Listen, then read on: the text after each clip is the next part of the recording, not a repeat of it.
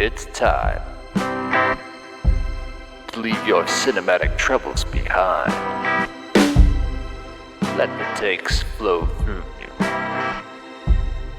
And let the noise from the zeitgeist subside. Welcome to Cast Against Time. Welcome to Cast Against Type.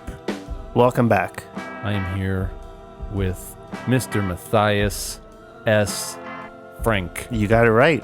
You paused a little bit. Did you think it was something else? Well, I was going to go back to my standard J. I like to stick a J in a middle name. But, no, we've already... Do you know what the S stands for, though? Yeah, Steven. Wow. I remember. Just because I drink a lot doesn't mean that my brain is pockmarked with holes yet. No, you're actually smarter when you drink. Well, that's not nice. Well, it's... I'm braver. That's all it is. Speaking You're of courageous. Which what are you drinking over there? A meal. Copycat. I mean, you made them, so... Oh, well, that's true. I am serving us both. I'm drinking an El Segundo Beechwood Combo... Collabo. And it's a little bland. It's fine. What are we to do? Drink all of them? Can't hold their hand. We're also in this limbo phase between the holidays and New Year's, which... Yeah, we're in the liminal space. The gooch. We're in the gooch of the year. And we're also in an interesting new space. And I don't know if any of our listeners or even listener has heard any of our past ramblings, but we've done top 10 episodes before. Spoiler for everybody out there, this is going to be our best of 2023 episode. And so we are breaking from our normal format. And this kind of feels strange to say that because we've only released one episode of this new pod. But whatever. We're going to roll with it because lists are fun. And, I love lists. Honestly, I don't always love a list. I think listicles are lazy. But I do think best of the year stuff is evergreen for me, at least in my browsing habits. It's always something I'm looking for. So yeah, and it's just a habitual thing. It's the end of the year. This was a really good year in film, and it's just fun to do. And it's not the Bible. It's not just... It is the Bible. It is. It's literally going to be... We're starting a religion. We're the only top 10 list that is tried and true. And we've also ascertained in the last episode that we're the only film podcast. Yeah. And we're the only white guys that are doing it as well. Definitely the only white guys. Speaking about the only white guys doing things, I'm interested in where this is going. Well, can I, before we launch into our best of the year program, and again, I do want to emphasize this show has a format that we established in our first episode. We're just breaking with that format for just this one time in the year. We're very persistent in establishing rituals. Well, and if you're a first-time listener, don't get the idea that this is what it usually sounds like. Usually we are trying to take down weenies with weird takes. But that's not what this is all about. But can I ask you a question? How many fucking times do I have to be made to suffer the Bob Marley biopic? Oh man, we were just talking about this before, and you told me to hold off on it. Basically, when we were setting up, I pulled up Variety's most anticipated movies of 2024. Let me see if I can pull it up again. I just want to, because some of the shit on there was insane. And look, it's the end of the year. There's a lot of things that we can reflect back on. Certainly, Variety has their ear to the ground in terms of industry rags. What is the industry rags? Yeah. Your entertainment newspapers, your entertainment journalism. Hollywood rags. Okay, I got this up, and I don't know if this is Variety's, they numbered them, so I'm guessing that this is what their... What is the name of the article? What is the article called? Well, I was trying to figure out what a group of journalists is called, like a gaggle or a murder or let's something. Go with a gaggle. A gaggle of journalists. Actually, I like a murder of journalists. What their murder of journalists are anticipating. It says the most anticipated movies of 2024. So it doesn't say it's a list, but they listed them. Well, so it's probably an aggregate. They probably took the top scores and aggregated them into a final list. Much like, and a lot of the top 10 best of the year stuff is made that way. But whatever algorithm you're figuring out with this, let me just read the top 5. This is the most anticipated filmic projects of 2024. So number 1 is Mean Girls, which fine. Is it? It is Mean Girls. Film about a musical about a film. Yes. Okay. Number 2 is Argyle. No feelings about that whatsoever. Number 3 is Madam Web. Okay. CW's Madam Web. This here we already have to stop because number 4 is a doozy, but let's go into let's go into Madam Web. Here's why we have to stop here for just a second, because the shit that it is already leapfrogged is insane. Oh yeah, and we'll get there, but there's some real good ones still. Okay, keep going. So number 4 is as you mentioned, your favorite, most anticipated film of the year, Bob Marley, One Love. Yeah. Okay. So go ahead. Can we talk about this trailer let's for a second? Listen to this diatribe. No, it's not diatribe. It's just I have never been less interested in a property before. First of all, if you know the story of Bob Marley, not that interesting. But second of all, it is such biopic traditionalist. It's such biopic fodder. It's just like the most typical. Like if Saturday Night Live was going to do a sketch making fun of a biopic trailer, this would have been more absurd than that attempt. To your point, this still does look like an SNL thumbnail. It looks terrible. It's like maybe it's just a bad trailer, but I'm getting real vibes of, oh God, what was the Queen biopic? Well, listen, I think you're wrong because it was more anticipated than the next one, which was Dune Part 2. Okay, and that's just nuts. I mean, first of all, whether you like Dune or not, you're going to be so mad at number 7. It's a Zendaya, Timothée Chalamet leading picture. So I mean, just by virtue of the cast, you're going to put that behind Bob Marley, Marley's Day Out, or whatever they're calling it. Okay, what's next? So the next one was Dune. 5 was Dune. Number 6 is Kung Fu Panda 4. Yeah, no, the much anticipated. Everybody's been clamoring for this, and everybody who grew up with the first one, who is now, in their 30s. You know what I mean? No, the first one, they're older than that. Well, when did the first one come out? 2006. Okay. So yeah, you're in your, I guess you're 30s still, maybe. Okay. Okay, this is how I'm going to do this the next portion of the list. I'm going to tell you that Furiosa is at 15. Yeah, 15. Okay, Mad Max Furiosa, or whatever it's Furiosa, Mad Max Chronicle, or whatever the fuck they're calling it. Yes, and here's all the movies that are before that, from 7 to 14. And before you read that, I just want people to remember that Mad Max Fury Road, which is the direct antecedent of that film, is widely hailed as one of the best action movies, if not best movies, of all time. Yeah. Not just the modern age, all time. Okay, it's at 15. Go ahead. Just go straight down the list and tell us what's before it. Number 7, Ghostbusters Frozen Empire. Fuck! Number 8, Mickey 17. What the fuck is that? It's the Bong Joon-ho sci-fi thriller with Pattinson. Okay, I can actually get behind that. All right. Number 9, Godzilla vs. Kong. Okay. Or Godzilla and Kong, The New Empire. Number 10, Civil War. What the fuck is Civil War? That's the Alex Garland one.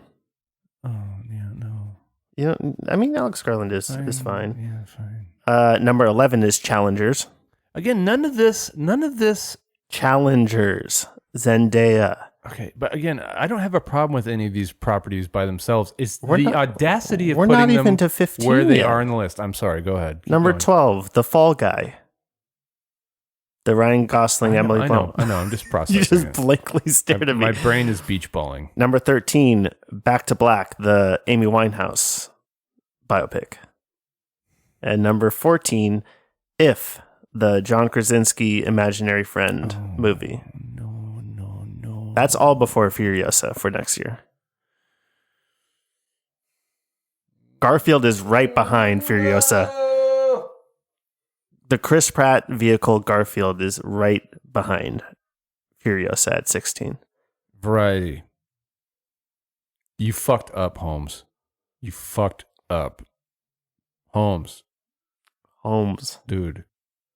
Variety, the guy. Or gal. You fucked up.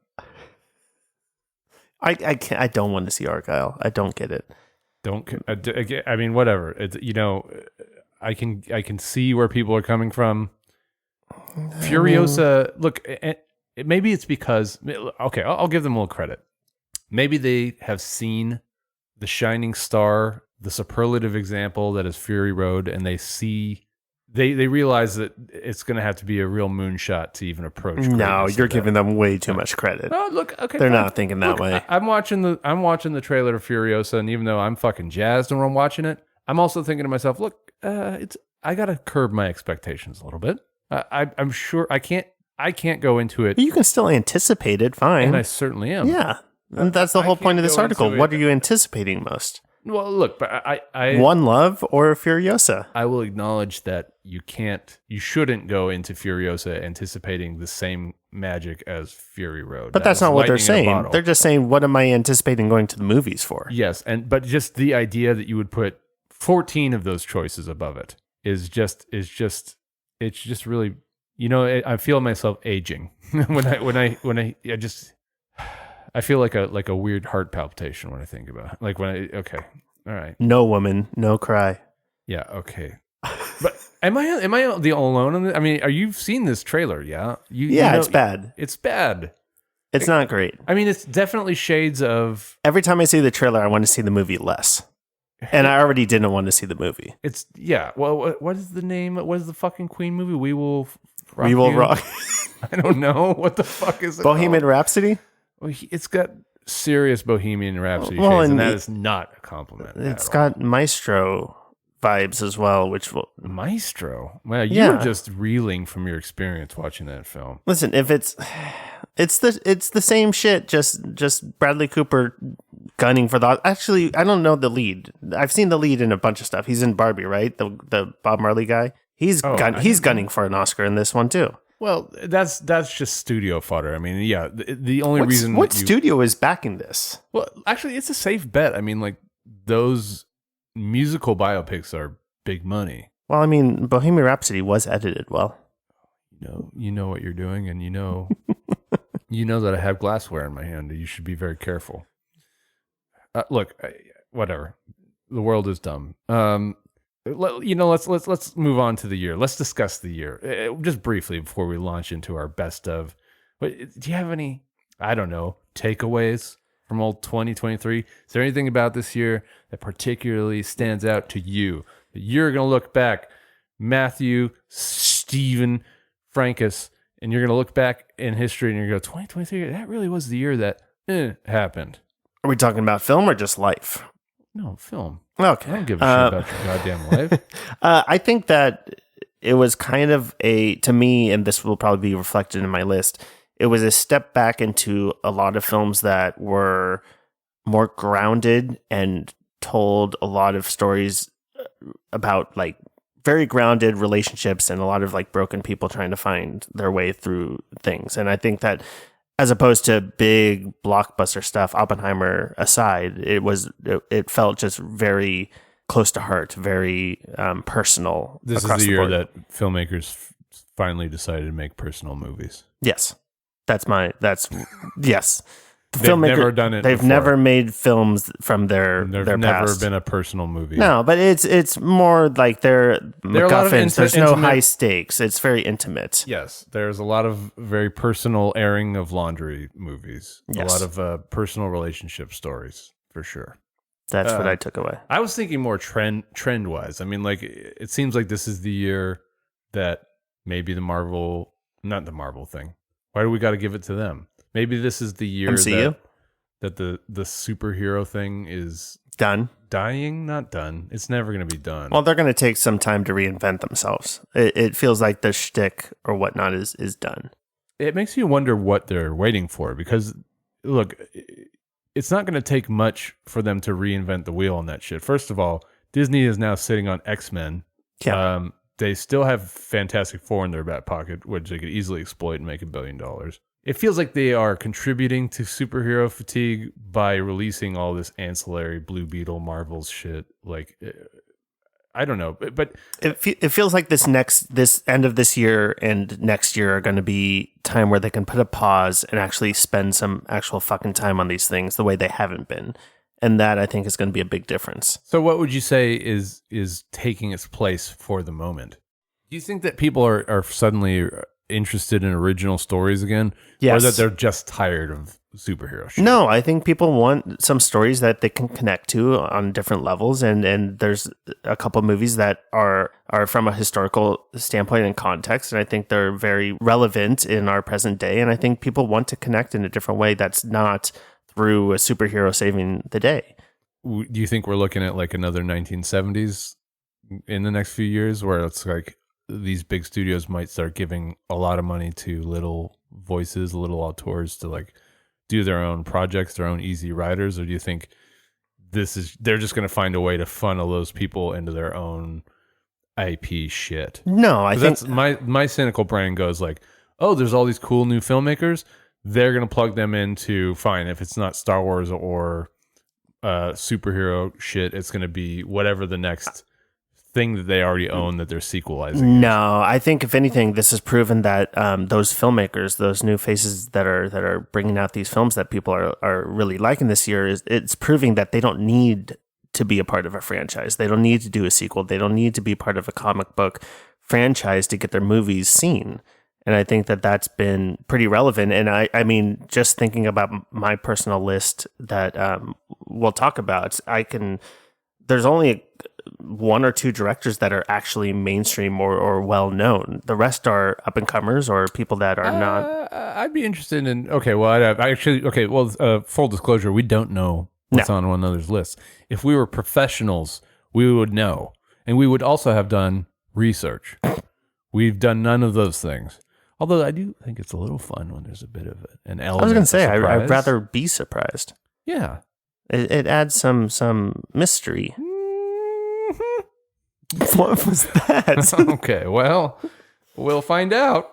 Anyway, yeah, so I guess we should probably launch into our lists. But before we do, this is Cast Against Type. We did introduce the format last time around. And in keeping with that, I do want to just lay one really stupid take that actually fits in with the best of the year theme we're doing here. Somebody, and again, if you don't know the format of the show, please go back to episode 1. We're not going to give out names here. We're not trying to expose anyone. But a gentleman on X has this to say about the best movies of 2023.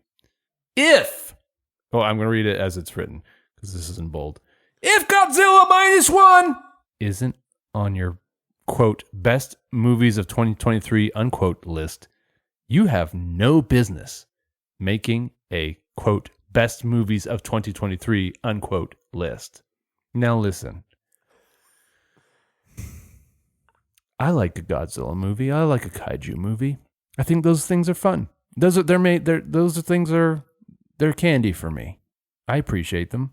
And I really wanted to see Godzilla -1. In fact, I've heard it's quite good. I was going to say, I've heard it's fairly good. Heard it's quite delightful. But if you really expect people to put that shit on their fucking top 10 of 2023. Yes. Oh, sorry. I just had a quick little stroke there. Listen, I think look, it's fine if it's on your list, but I haven't seen it, so it's not on my list. It's a movie that came out of nowhere. There was no press about it prior to a few months ago, and it's been a sleeper hit, by the way. That and The Boy and the Heron and the Silver Spoon did really well. In fact, they stole the box office. There are 2 Japanese films that were leading the box office late into the year, which is cool. I'm up for that. But that movie came out of nowhere. It was never talked about. I mean, maybe it was in the trade rags. The rags. I'd never heard about it until it got released. It was definitely a thing that kind of got foisted upon the world, I don't know, at a pretty late stage. And I don't want to out this person. It's definitely somebody that has a vested interest in big Big Godzilla. franchisey kind of CGI heavy movies doing really well. Maybe this person has a sibling. Maybe those guys make movies together. Who knows? We're not here to out people. Especially we don't want to punch down about someone whose stature is so slight. I have no problem if it actually is one of the top 10 movies after seeing it. I have not seen it. What I have a problem with is that you are so stern and so judgmental of anybody else that wouldn't have it on a top 10 list. And part of the reason I even read that, super subjective. Yes, and if it were coming from anyone else, and again, we're not naming names. If it was coming from anybody else, I would go, this person's just having fun, or they really like this movie and they want to like promote it. But that's, God, our policy's biting us in the ass here, because if you fucking know who's saying it, then you just get so angry. Easy. All right, I'm sorry. Let's move on. I guess it's time to launch right in, because we got a top 10 list, and those things can be pretty long-winded. This will be a bit of a longer episode, so everyone can strap in. This is free content. It's content. Buckle in. Content. I was going to say, do you have a buckle sound button? What do we got here? Let's see. Well, we've got all kinds of fun stuff here. There's an echo still going on. Oh, Jesus.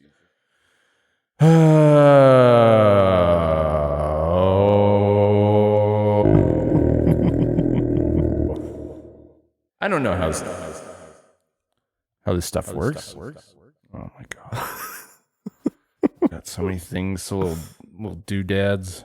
Look, we're just beginning. We're just embarking on a pod adventure. We've got new equipment. A pod venture. We're in a new studio for this episode. We got a lazy Susan that everything's sitting on. Oh my God, what is that? I don't know. We got a soundboard that's got sounds that we don't know what they are. All right. Jesus. That one's great. Well, we'll come back to it. All right. Let's launch into best of 2023. Let's do it. Woo! Do you have an air horn? Oh God, do I? Let's see. No. I mean, that's pretty good. Okay. All right. We could do, this is not fun for anyone. God. Cut that. No, we're just staying in. All right. Let's lunch. Let's blast into our best of 2023. Now, again, we don't know. We don't know. We don't know what's coming. Here's how I would like to preface this list. I will throw out my, what would you call them? Blind spots? Yeah, that's a good way to describe them. My cinematic blind spots of this year. The things that I just didn't get goddamn around to. Okay. What do you got? So the big glaring holes in my holes. What holes do you have? I got all kinds. I have some big glaring omissions. How strong was that mule? It's getting stronger by the minute, I feel. I have some glaring omissions from my list, as I'm sure do you. The big ones for me, the biggest one for me is a film I'm almost positive is going to be in your list, but hey, whoa. Hi. Whoa, don't want to speculate. Listen, that was the wrong effect. I was going to take that control module. Also, so I didn't get around to seeing All of Us Strangers. And it was mostly just I did not care for Lean on Pete in 45 years thing. And I'm sure I'm wrong. And that has ended up on list after listicle after besticle. So I'm sure it's quite good. And I like the players involved. I just did not get around to it. Also did not get around to the boy and the heron and his dog and their roommate. And I really wanted to. That one is actually one that I am very upset that I did not get around to. But life goes the fuck on. My holes. Let's talk about your holes. My holes would be Are you gonna? You just tell me press about a button. your goddamn holes. My holes would be. My holes would be May, December, and Priscilla.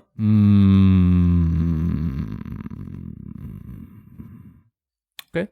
Those are not. That's not bad. I mean, May December's on everybody's list. Well, yeah. See, that's the one I'm most surprised at because you had nothing but time to cram that one in. I just didn't. I don't know. I like old Natalie Port, but there's other. How do you feel about Theodore Haynes? I like him. I like his stuff. What was the last one he did? Was it Carol? I don't think that was the last one he did. God, that's a good question. All right, we got to pull it up. No, we don't. Always cut it. Nah. Okay. Why? Todd's doing fine. Old Toddy. All right, let's go into this list then. All right, so we're going to launch straight into it. And now I think that we're going to save like our more intense discussion for our tippity tops. So I think maybe for 10 through 6, we're just kind of going to run through this section. That doesn't mean that these films don't merit a longer discussion. We just are not made of time, and neither are you. And also, time is money. And the longer that this goes on, the drunker we get. And you don't want to hear us rambling where that goes. So let's start with you, Mr. Matthias. Number 10? Frank. Number 10. Number 10. Ooh, all right. Number 10 is Rebel Moon. No, I'm kidding. It's not. The reaction.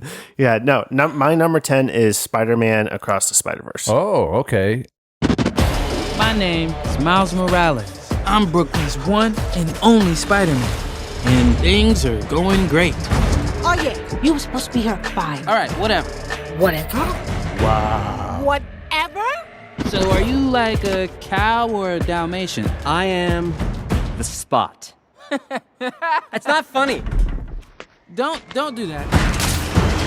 Miles's grades are pretty good. A in AP Physics. That's my little man. And a B in Spanish. What? Ooh, okay. Miles. Are you trying Mira, eso es imposible. I gotta go. All right, bye. He's lying to you. And I think you know it. That's interesting. You know, the funny thing about that film is that it's a movie that disappeared from my mind for no good reason. Please go on about it. No, I think it did everything that was great about the first one, and it just doubled down on it. But I also think that it got even more personal than it was in the first time around. It explored different characters, specifically Gwen Stacy, I believe is her name. You goddamn know what the Haley Steinfeld character. I think it explored some different characters outside of Miles Morales, and on top of that, the animation was just beautiful, as was with the first one. But they explored some different ways of kind of like just thinking about all the watercolor animation that they did with her storyline, and kind of just evoking the progression and the relationships that she had in her life through animation. It was just really well done. And right. Like that first 10 minutes of that movie is just her segment in her world or whatever. And that's stuff. I remember that. God, I'm going to use a phrase that I fucking hate when producers use, but it like really pops. Yeah. And I think it's easy just to do what works, what the first one did, and just kind of do it. But they took some leaps. They took some, again, like I said, doubled down on it, and it doubled down on that first the formula of the first one. But gave it more heart, and it felt very Empire Strikes Back, in that this second one didn't just do what the first one did. It built past its main character, and if anything, Miles Morales was kind of a backdrop to what everybody else was going through. This is just a quick diversion, but how are you feeling about 2023 and animation? Because I feel like, it's funny. I kind of feel like I forgot about this one, but and in fact, I was thinking about this on the way up here. I was thinking, well, maybe this is kind of a weak year for animation. No, but when I kind of go back through it in my head, I remember things like Across the Spider-Verse. There was some list that had the Teenage Mutant Turtles movie on it. And I haven't seen that, but it's supposed to be pretty good. Yeah. So I think animation I think the first Spider-Verse broke the mold of what animation can do as far as storytelling. I think not only did it break ground in of what the animation looks like and how it's executed, but I think they broke a lot of ground in how it tells a story. All right. Well, I mean, that's, I don't begrudge you that choice. I think that is I'm kind of bewildered as to why it disappeared from my brain, but it's not for lack of trying. That's a really solid entry. Thank you. That means a lot. It should. Your number 10, go. Fine. So my number 10 is a really kind of a dark horse choice, and my number 10 is Skinamarink. My fellow Americans, I need your help. I'm trapped in a house. The one from Skinamarink. That's right, I'm in the Skinamarink house. No doors, no windows, no toilet either. I've been Skinamarinked and I'm scared. Oh, fuck, that fucking phone. It better not... Fuck, I hated that. I gotta get out of here. This sucks. Oh, great, now I'm upside down. Just what I fucking need. Pretty soon the demon is gonna show up and I will really hate that. He's probably gonna do more Skinamarink bullshit. Yep, here he comes. Get out of my face, Jack. I'll kill you. Please, if you're hearing this, please get me out of the damn Skinamarink house. I'm so damn scared. Is anyone listening? My fellow Americans? Obama? Anyone? Please help me. I've been Skinamarinked. I have seen this on several lists. I have not seen it myself. Have you seen this anywhere else? Yes, I've seen it on a couple lists, but I have not seen the movie. I'm shocked because listen, it's, first of all, with my list, and this is a very brief aside, there are a lot of things that are probably better than some of my top 10 choices. These are favorites of mine for the year, but I also kind of wanted to try and like go around the horn in terms of genre and stuff that doesn't usually get its place in the sun. Now, once we get to the top 5, I'm pretty sure our list will start to look like other lists, but I did want to give that one a little bit of love, particularly because it's such a low budget thing. So I just felt like what Kyle Edward Ball is doing here, he's the director and writer. What a name drop. Kyle Edward Balls is just KB. He's doing really interesting stuff with nothing. And there's been a lot of Blair Witch comparisons, and those are fair. I just think that it's very rare that you stumble across something that came out of nowhere that is being distributed on a very uncelebrated platform, even though I'm not going to lie, it's not like I have a Shudder subscription. But I think that it's a movie that if it doesn't work for you, it's not going to work right away. And so I think it's a polarizing movie. The thing is, though, and it might also harken to a time and place. The thing is, I feel like if you didn't grow up with analog shit, by which I mean VHS tapes, cassette tapes, records, things that hissed and hummed and popped, this is going to be a movie that doesn't do anything for you. And even if you did grow up with that stuff, this is also probably a movie that could lose you very easily by its contrivances. It's not a plot-driven movie at all. It's a vibe movie purely. Its cast is a couple of kids. The effects that they use to tell the story are rudimentary at best, and it's also a little derivative. There are other things that have done. These are all things that are not good about it, though. Exactly. Why do you like it, though? Because if the vibe, or I guess the aesthetic, grabs you, it is hard to shake. And it's done with a purpose and an intention that really relates to a time and place. And it also, without diving too deep on it, and I have a feeling that this is going to be something that comes up again later on one of our lists, at least. There's a sound design element of it that is captivating and unique. Mostly it involves bringing the noise floor up to a certain level. It's almost like if they took the room tone and blasted it to speaking level, and they use that effect really interestingly. And that's just a myriad of techniques that they use to tell this very non-traditional horror story. But it's just a very fascinating horror movie in a year that we could easily argue was very strong year for horror movies. Will it age well? I don't know. I mean, I think because it's so grounded in an older time that maybe it will. But I wanted to put a little bit of a spotlight on it. I don't know if we'll be talking about it in 10 years, but I do think that it's a bit slept on this year. And again, is it better than some of the movies that are cresting the top 10 lists everywhere else? Better? No. But it's really interesting and it's worth your time. Well, the funny thing is, and I've wanted to see that one, and I will probably get around to it, but I think it is funny that your number 10 is preceding my number 9, which is kind of in the same vein. It's one that I've seen on a couple lists that might have been heard of, that might not age well, just because, not because it's not good or it doesn't hit some things just because I don't think people are going to remember it. Well, lay it on us, Turkey. Number 9 is BlackBerry. When did the other owners even get... I'm sorry, what changed here, man? The owners did not find you to be of good character and integrity. I don't know what the hell that means. Gary, what the fuck is this? You know, it's funny. It's one thing to have a secret plan to fuck over the NHL and move a team to Canada. It's another thing to brag to your rich friends before you actually do it.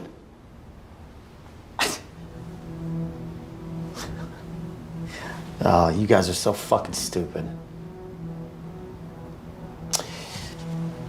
You know what? Maybe I'll buy this whole fucking league. Huh? How about that? Don, can we see that Mr. Bald Silly gets safely back to Canada? Oh, fuck all you people! Fuck you! Get ready for a hostile takeover of this entire fucking league, okay? You fuck! You think I won't fucking do it? I'm from Waterloo, where the vampires hang out! Yes? No, I respect that choice. I think that, listen, this capitalistic tech kind of Silicon Valley-esque type of story has been told. We all know that. And I think that the rise and fall of this stuff has been told. But what I found very endearing about BlackBerry was that, one, it was a hell of a ride from the get-go. Just like with other tech movies, you're kind of on this rise and fall. With other tech movies like Social Network and other ones, there's this kind of rise and fall arc that happens. And the only reason that the BlackBerry thing failed was because something else was better made. So it wasn't that there was anything that they were doing wrong necessarily. And it was this. Well, okay, we could. I think there's a lot that they did wrong. But sure. But what I'm saying is that it's this.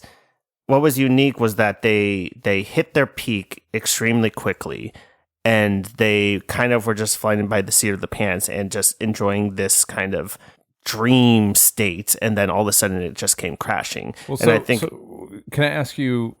You mean you're talking about the history of actual BlackBerry as it's related in the film? But what about the movie? Well, itself? That's what I'm saying. In the film, it was. I don't know that I've seen that depicted as rapidly and as quickly and as in a more fun way than I've seen that film. Like it wasn't as slow churn as other tech movies that I've seen. It was kind of like it is hot and heavy, and then all of a sudden it just turns on a dime. And very quickly, who's your standout performance in that? Colin Howerton, for sure. Yeah, I was going to say he's got to be. Now, I mean, the guy shaved his head. Well, that's for the performance. But no, I know I'm making a joke, but he's great in this. Do you think he's like award-worthy great? Oh yeah, I was talking about this film the other day, and I think that he is going to be a dark horse supporting actor nom for sure. The Globals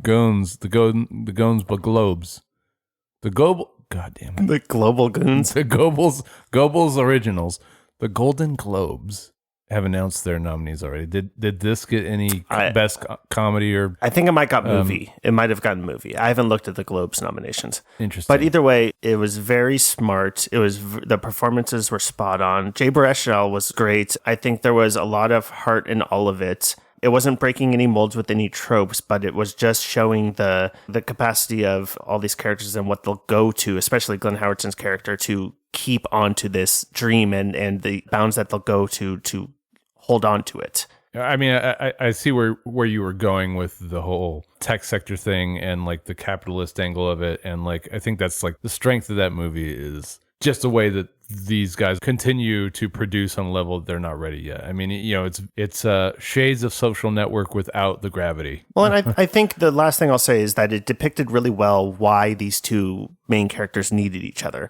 They're fucking maniacs in their own right, and they have these special powers, but they don't want to need each other, but they do need each other to get this product off the ground. Well, listen, I'm glad that you went with that instead of like, you know, Air.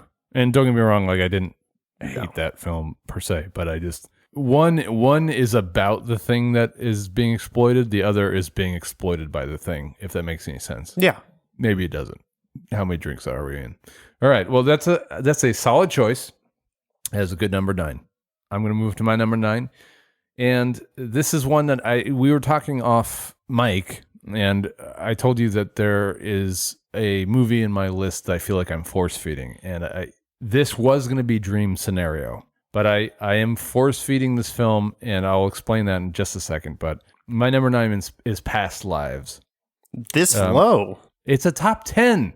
Sure, and a great year for film. I'm saying the film is great. What do you want from me?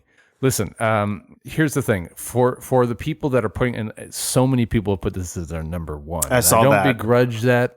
I don't begrudge anybody that. But for so much of what this movie relies on is those characters and their interpersonal relationships being impactful to you. What Celine Song et al. Are doing with this film is what draws me to it. And the reason I call it a force feed is because if I really search my feelings, I'm not particularly moved by this movie. I don't think that it's so devastating. I think it is very honest. I don't think it's devastating at all. I agree. Well, that's kind of the consensus seems to be that people are floored by it, and they see the realistic depiction of these characters who have this connection and this yearning, and that it's really powerful. And to me, it wasn't particularly powerful. So, what works about it, because it's on my list. I don't want to shit on this movie. Yeah. I liked this movie. Why I call it a bit of a force feed is I see the arguments for what people are saying makes this best of the year material, and I agree with all of it. I just don't feel the same feeling. So I can see why you would watch this film and feel that way. I can see that. I think I took a different way from it, and I can go into that when it hits my list, which it will. Oh, spoil it. But I am interested. You said you like it's obviously on your top 10, and you liked it for a reason. So I would like to hear that's what I'm going you like. into. I think that the power of the filmmaking is really impressive. Celine Song's first feature, if I'm not mistaken, 35-year-old filmmaker. It is really compelling filmmaking, and like. Yes, does it have shades of the Before trilogy? Have there been other films that have broached this subject? Sure, but this feels honest in a way that a lot of other entries of this kind don't usually feel. So I'm inclined to put it on my list because I think that it's unique enough, and I think it's an important enough of a debut that this is going to be somebody that we're talking about in the future. I think that these performances are really special, at least when we're talking about Greta Lee and T.O.U. I don't necessarily feel a lot when it comes to John Magaro, who is Greta Lee's kind of second love. The husband. I mean, it's again, these are characters that I didn't glom onto, and I think that that's why the power of the filmmaking is really incredible. I think that it is a really personal movie. You were talking about how this is the year of interpersonal relationships, and I think this is a shining example of those. So I'm not going to go deeper into that. You're already spoilered that this is going to be on your list. So we'll come back to it. Yeah. But that was my number 9. I think it's quite good. People also need to realize if the movie made the list, it means you think it's a good movie. Number 8. Sorry. I don't disagree, and I'll number get into 8. it later. Wait. Can I guess? Sure. Sound of Freedom. No, okay, I'm sorry. That was number 1. How dare you know? My number 8 is one that I just watched last night, actually, and it is Anatomy of a Fall. I'm not a monster.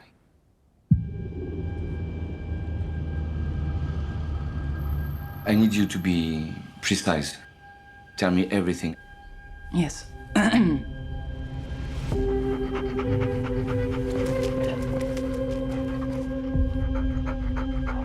I don't know what happened. I think he fell off that third floor. The window's open.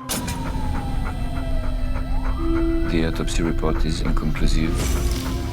An accidental fall is going to be hard for us to defend. That's why there's an investigation for a more suspicious death, because you were the only person there. And of course, you're his wife. Stop. I did not kill him. That's not the point. Well, get right. Is that you sounded like you were mad, but then you gave me applause. No, I didn't expect this movie to be anywhere near your list. Why? Well, first of all, it's a foreign film. How dare you? You're not particularly refined. No, I'm just kidding. No, I just didn't. It's a complicated foreign French film that is not widely available. So I do go on. It was on a good amount of lists that I was looking at the past week.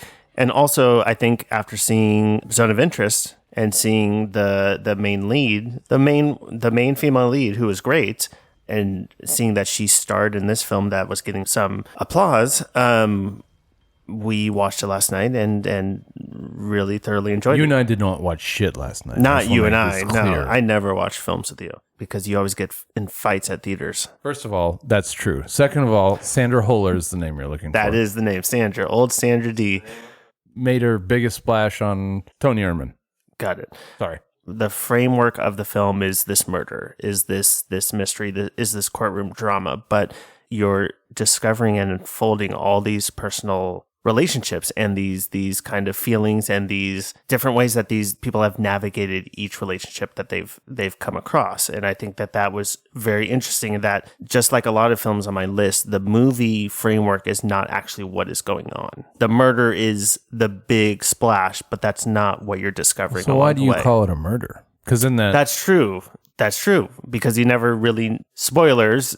It's not a murder, and also... Well, actually, okay, but that's the big... I don't think it's a spoiler to say that that's the central crux of the film is whether she murdered or didn't murder her husband. But what I'm saying is, what you're saying, I'm calling it a murder, but in reality, in the film, spoiler, she's acquitted. So it's a suicide. You be throwing out these spoilers really nitty gritty. You just tossing them out. Well, it's because I flubbed up in saying that it was a murder when... No, I actually think it's interesting that you think of it that way, because I think that there's a lot of interesting things you could say about that movie based on how you frame that situation. So I don't think it's a mistake that you're calling it a murder. I think it's how you feel. I think there's other films that will come in my list that it's like that film to me is that film to me is not about whether she murdered him or not. That film is about the relationships that she had with him and her son and herself. No, yes, I think I see exactly what you're saying, and I think that you're spot on about that. I think it's about the interpersonal relationships way more than it is. It's way more than it is a whodunit. Yeah, I think that at the very end of it, I care so little about whether she did or not, and I care about just what you've discovered about these characters, and it just very smartly kind of unfolds in a very, like, it's a courtroom drama, and I'm a sucker for courtroom dramas, and I think that it's just very well written, it's very well acted, and like you feel a lot of things for these characters, and you don't really side with either one throughout it. You're kind of along for the ride and kind of sympathizing with all of them at the same time. Agreed. I also am a sucker for a courtroom drama. Well, not a bad choice. A very interesting film for sure. It's got to be Ms. Holler's. It's the year of Sandra Huller. Also, we didn't even mention that the dog is the best actor in this film. There is some very compelling dog acting in this film, absolutely. To the point where I don't know how they got this dog to act in a way. If you've seen the film, you know what scene I'm talking about. There is, without spoiling anything, a very pivotal scene in the film where a dog is suffering to some degree, and they clearly didn't do the things that the film does to the dog. So how they got the dog to do this thing I sound like a fucking Dr. Seuss book, but it was very impressive dog acting. Yes. The dog acting was better than some of the human acting. True. Well, that is a compelling choice. All right. Well, so that was your number 8? Yeah. Let's hear it. Ocho. Okay. Well, then I will chime in with my number 8. I don't know. I mean, it's farther down than I would have thought it would have been when I saw it, but it's Oppenheimer.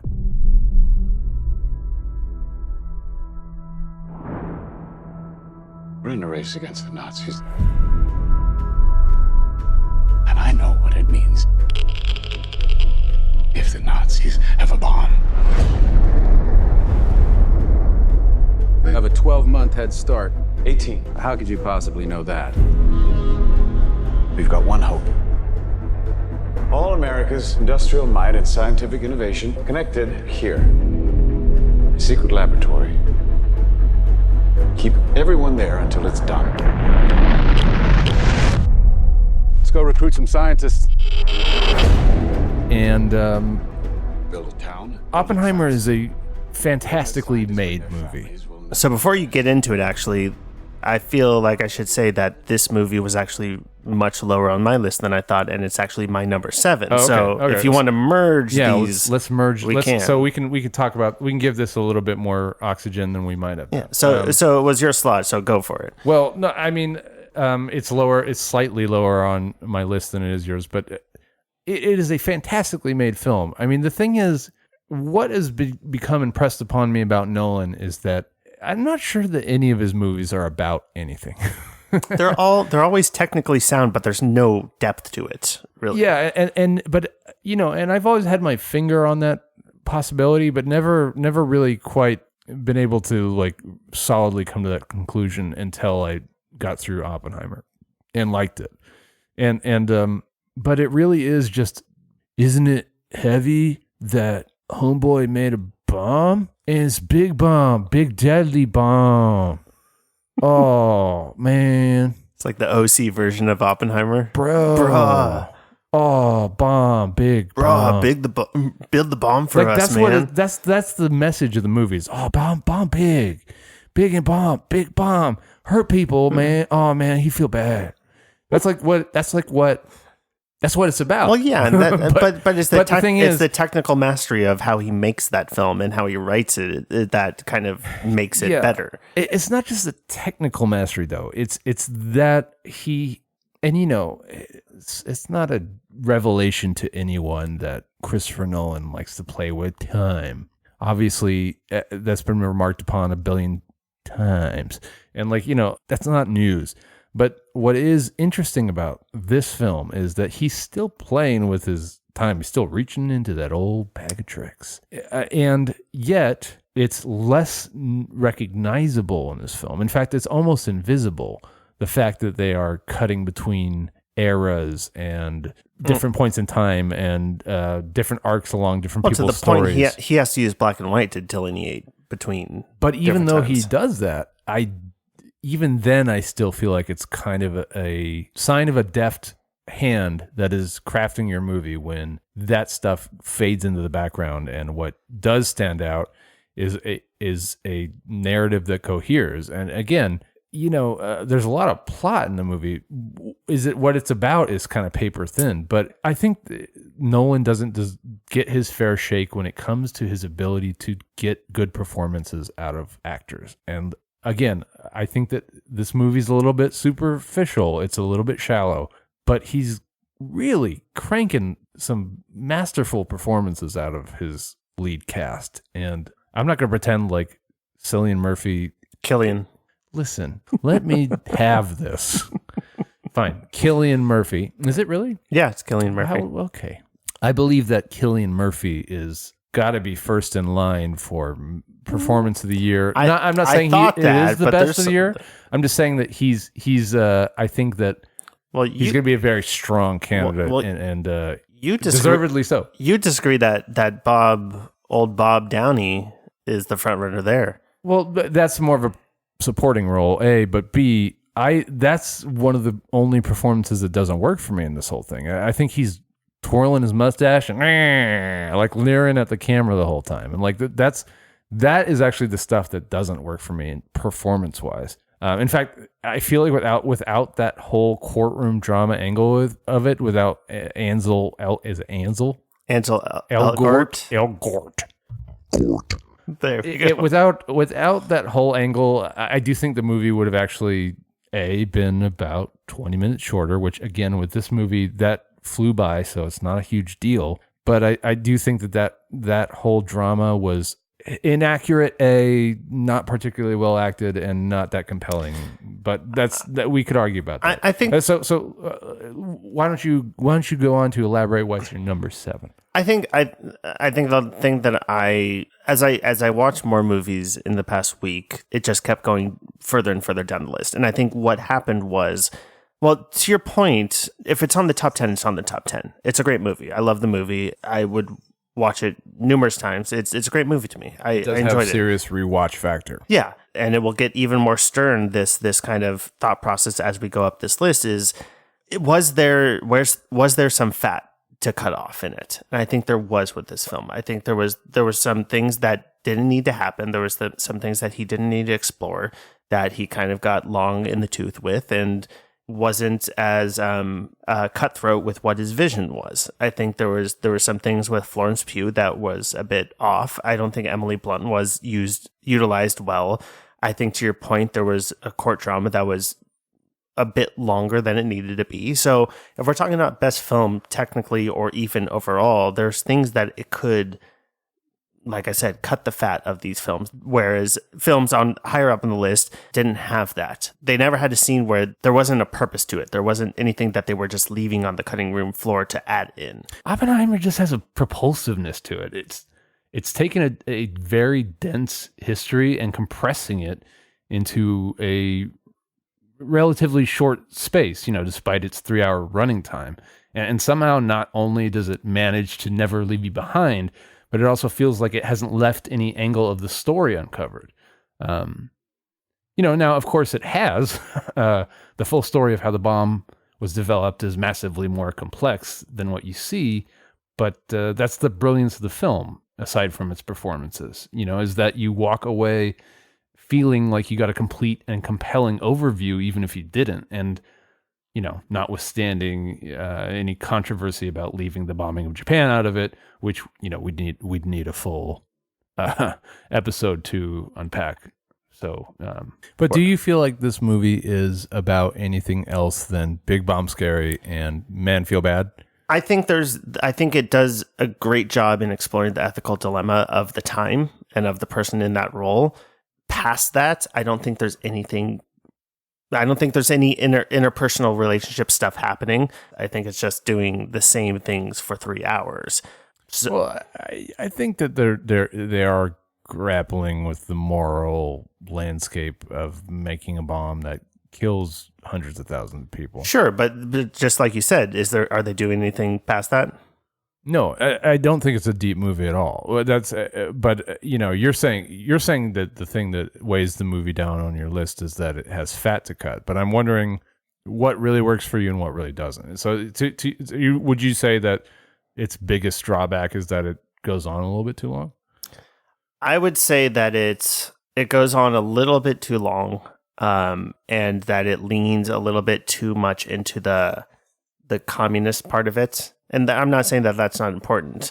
I just think they beat it over the head too much. It's just another angle that there's only so many lanes you can steer into for a feature length film. The most interesting stuff to that is the dilemma and the ethical dilemma of bombing millions of people and killing them, and being in that position. Well, whom among us, anyway. Listen, it's a great film, but it just kept sliding down the list, and I don't feel bad about where it's ended up. And well, you said it's a great year for film. Yeah. You said the word great. It is, and the fact that that's number 7 or 8, it's pretty damn good. If we're calling if we're calling number 1 bestest, then if it made 7 most bestest, then we could say this is most goodest. So all right, wait, so we merged those. Who's up now? Well, so that means that I'm on number 7. All and right. I'm actually getting a little flustered looking at it on the list. Oh, no. Not because there's anything wrong with it. I really like this film a lot, but because I don't know how to talk about it. So this will be really quick. It's Ant-Man, isn't it? It is The Owls of Ga'Hoole 2. Director's cut. Have they ever done a sequel to The Ga'Hoole? I'm sure Zack Snyder will release a The director's Ga'Hoole cut. Yeah. My number 7 is Reality. Look, you've had a good career. I don't think you're a big bad master spy. I think you just messed up. I think you might have been angry about what's going on. The Russians attacked our democracy, and the election president's campaign participated in it. They didn't attack. Reality. Were you surprised to see us today?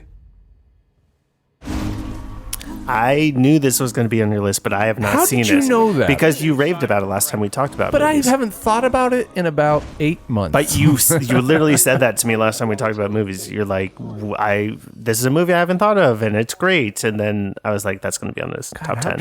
How drunk do I regularly get when I'm in your company that I don't remember large swaths of our conversation? Yes, number 7 is Reality. Sydney Sweeney. I don't though. And that I don't. It's not that I don't or do like her. I don't know enough about. How many tickets did you buy for Anybody But You? I didn't buy any tickets. I'm pretty sure this was. I don't think it was released directly to. What are we calling it? Max. I don't know if it was direct to Max, but I think it was direct to Max. Okay, well, so then there you go. So this has no shot at like any kind of award shit, which doesn't matter. None of that shit matters. In fact, I get tired of when these lists get conflated with the award cycle. Like awards are dumb. Yeah, so I know literally nothing about this movie, so go for it. It's just the story of Reality Winner getting grilled by the FBI in real time. Reality Winner famously was a whistleblower, and this is not a political show per se, but in an age when whistleblowers were promised to be protected, this person came out with a bit of if I'm remembering correctly, she discovers some material related to Russian hacking and interference in American elections. Why the fuck that would be classified, I guess that's an argument we can have somewhere else. Reality Winner is a person's a spoiler for real life, is a person who went to jail for something that you could say is not particularly morally dubious. And what the film does really well is take this cast that is essentially like a 3-person cast. So it's Sydney Sweeney, it's Josh Hamilton, and a guy who I don't really recognize, Marchant Davis. They're essentially taking a transcript, an actual recording of their interrogation of this woman in her house, and playing it out as best as they feel like they can recreate it. And that's it. It's a 2-room, 3-location drama. I'm sure the screenplay read exterior, whatever, and then they go into like a secret room in her house and have an interrogation. And it's no more complicated than that. There's no particular visual flourish that the film is doing. It would have worked as a drama or a stage play, rather. So what worked for you though in that it made your top 10 though? It is a bit of speculative. I don't want to say nonfiction, but I guess it is. It's like speculative nonfiction because they have the transcript of their interrogation and it's read word for word. But what's interesting is like watching these performances.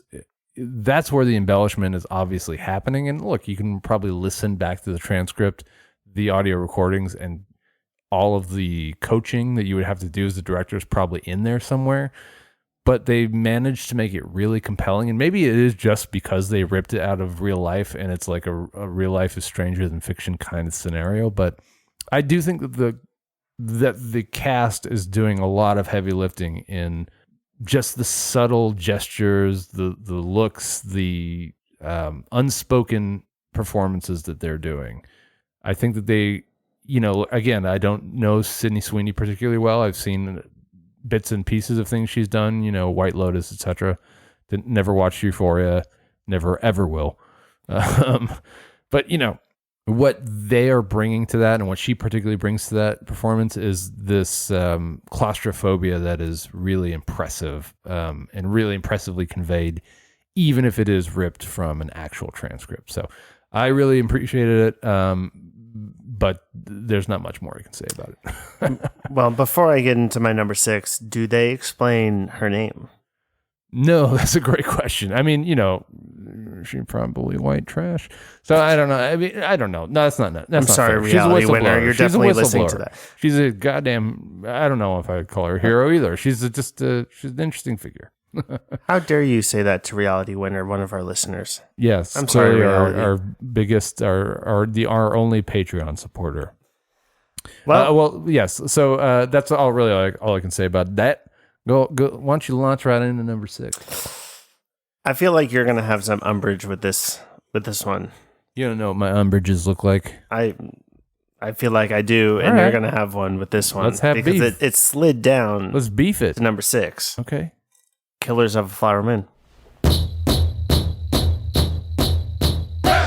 The Osage. They have the worst land possible. But they outsmarted everybody. The land had oil on it. Black gold. Money flows freely here now. I do love that money, sir. Oh man, my umbrage Your appendages umbrage are on fire. Look, a lot of people were looking for reasons to knock this off their lists. Tell me what you liked. I'm about not it. looking for a reason to knock it off. Again, this was more Oppenheimer-esque of, as I watched more films, it just kept bumping down. What did you goddamn like about it?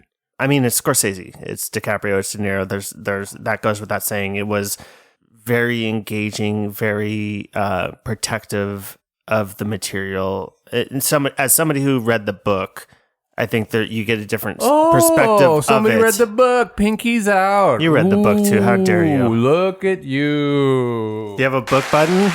Thank you. Well, I think that it did the service of the source material. I think that the performances were masterful. It was shot beautifully. It was I think that it was it was a typical Scorsese American crime drama. I think that it was very well done. Okay, but the it's only not thing I would doing, take umbrage with is you calling it typical, because I think it's particularly atypical. But it's not. I mean that in terms of what he does. I'm not talking about the story wise of what he picks, but the way he does the way he makes his movies. What's different about it? Well, I think that he's choosing to really get out of his comfort zone by focusing on a community that he has no business. But he's also not telling the story from the actual perspective that he should. He's telling the story from the perspective of the male lead.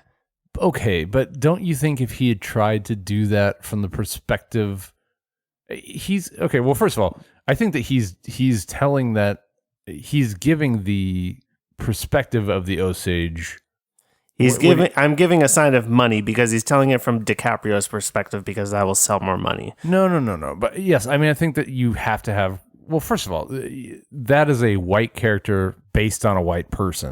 But you can cast that with anybody and not feel too much guilt about it. But I think that if Scorsese were to try and present this as like, this is my stepping into the Osage and like really telling their story, he would have been castigated for that. I think the strength of this movie is that he's bringing his Scorsese-esque tools to bear on the most transgressive people in the story, and they're these.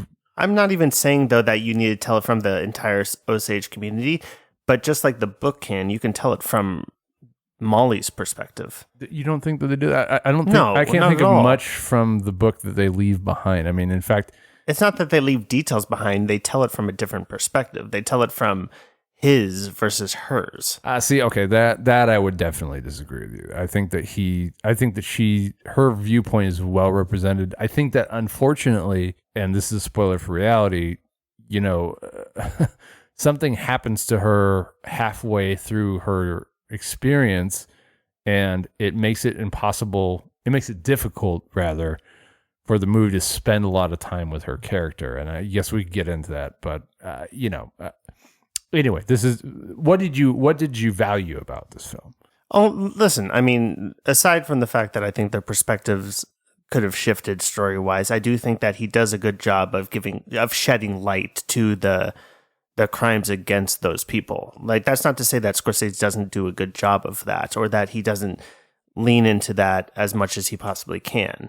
Again, these are movies that are on our top 10 list. These are small gripes. DiCaprio, De Niro, and Lily Gladstone are operating on supreme levels. I think that, again, you're giving perspective to an atrocity that wouldn't necessarily get the light of day. I think there's a lot of Scorsese signature shots and not mic drops, Yeah, no, needle drops. Needle drops. That's what I'm looking for. Needle drops that he usually has, but I think there's also a lot of subtleness. I think there's a lot of nods I did think to it was that a little stuff. bit off-putting when Dropkick Murphys came on in like the third act. As like the director's cut, yeah. Yeah, I thought that was a little weird. I do think that but again, along with all of that, I think as we're getting into the top of our list, there's things to nitpick. I think that the Jesse Plemons stuff was rushed.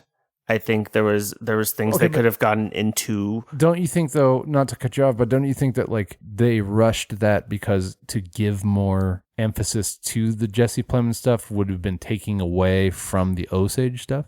But I think you can tell both in the same way. Like the movie is already 3.5 hours. But again, I just think there was some focus that could have been had on that, because the whole story is about the FBI too. And I get it. If you're trying to say you're trying to tell the Osage story solely, then yes. Well, so maybe you wanted less white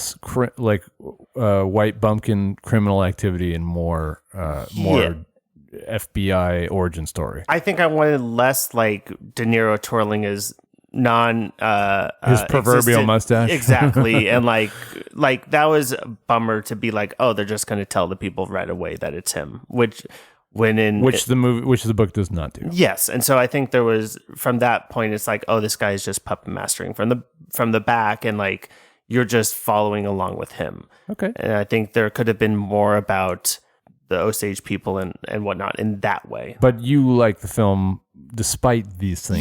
Yes. The film is still very good, but these are very small. This is why it's lower on the list things. for you.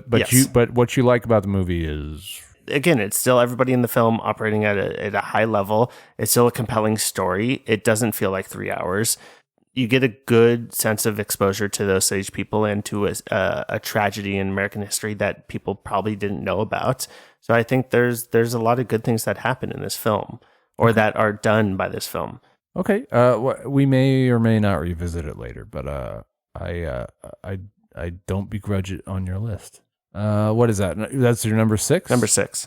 Okay, well let's get right through number 6. He's not a director that I particularly love, but Alexander Payne's The Holdovers.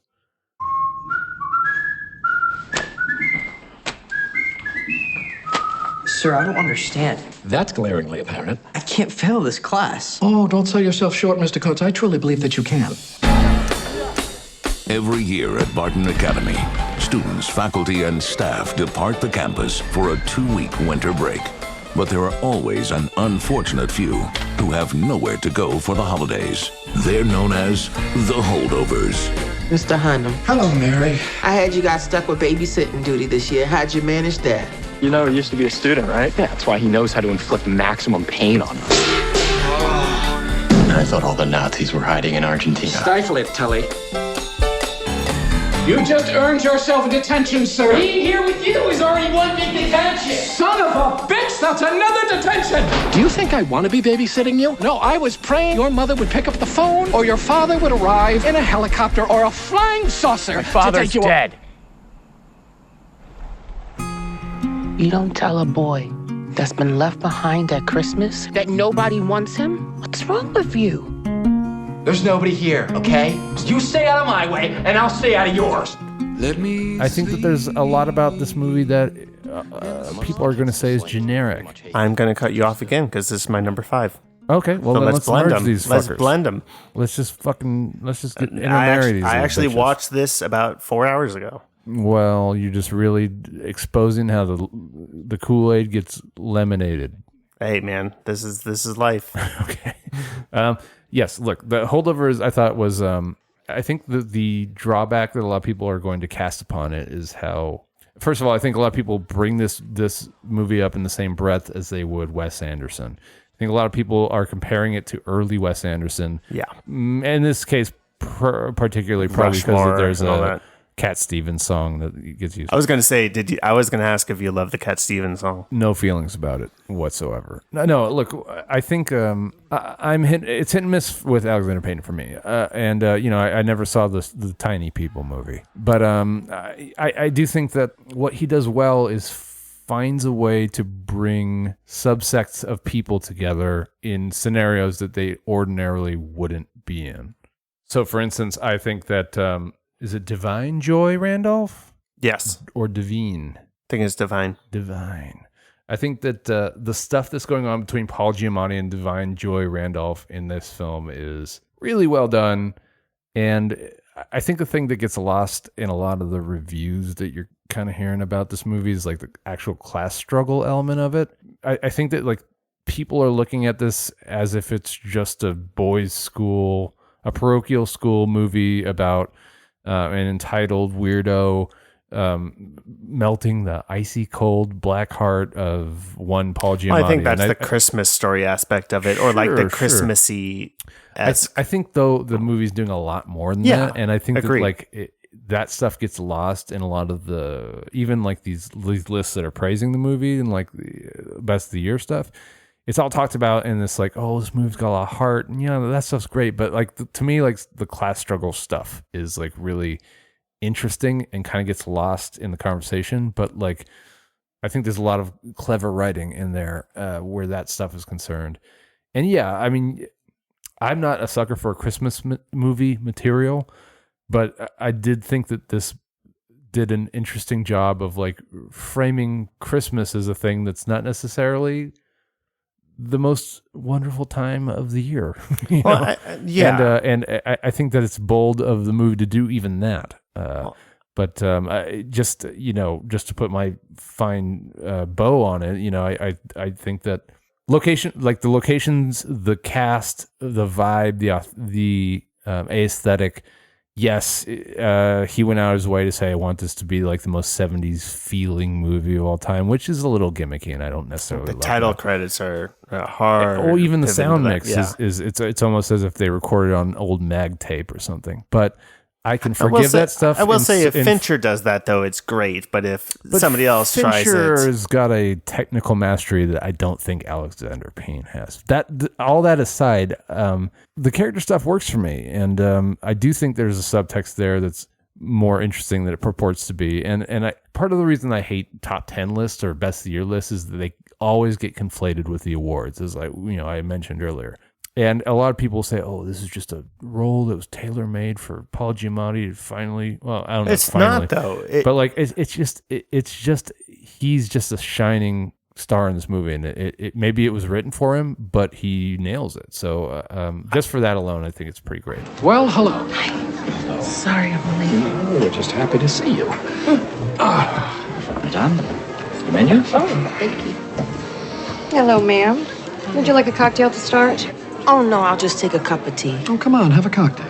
No, a cup of tea is fine. I've eaten already. And you gentlemen, did you save room for dessert? Yeah, what's that? That's our signature dessert, Cherry's Jubilee. That sounds great.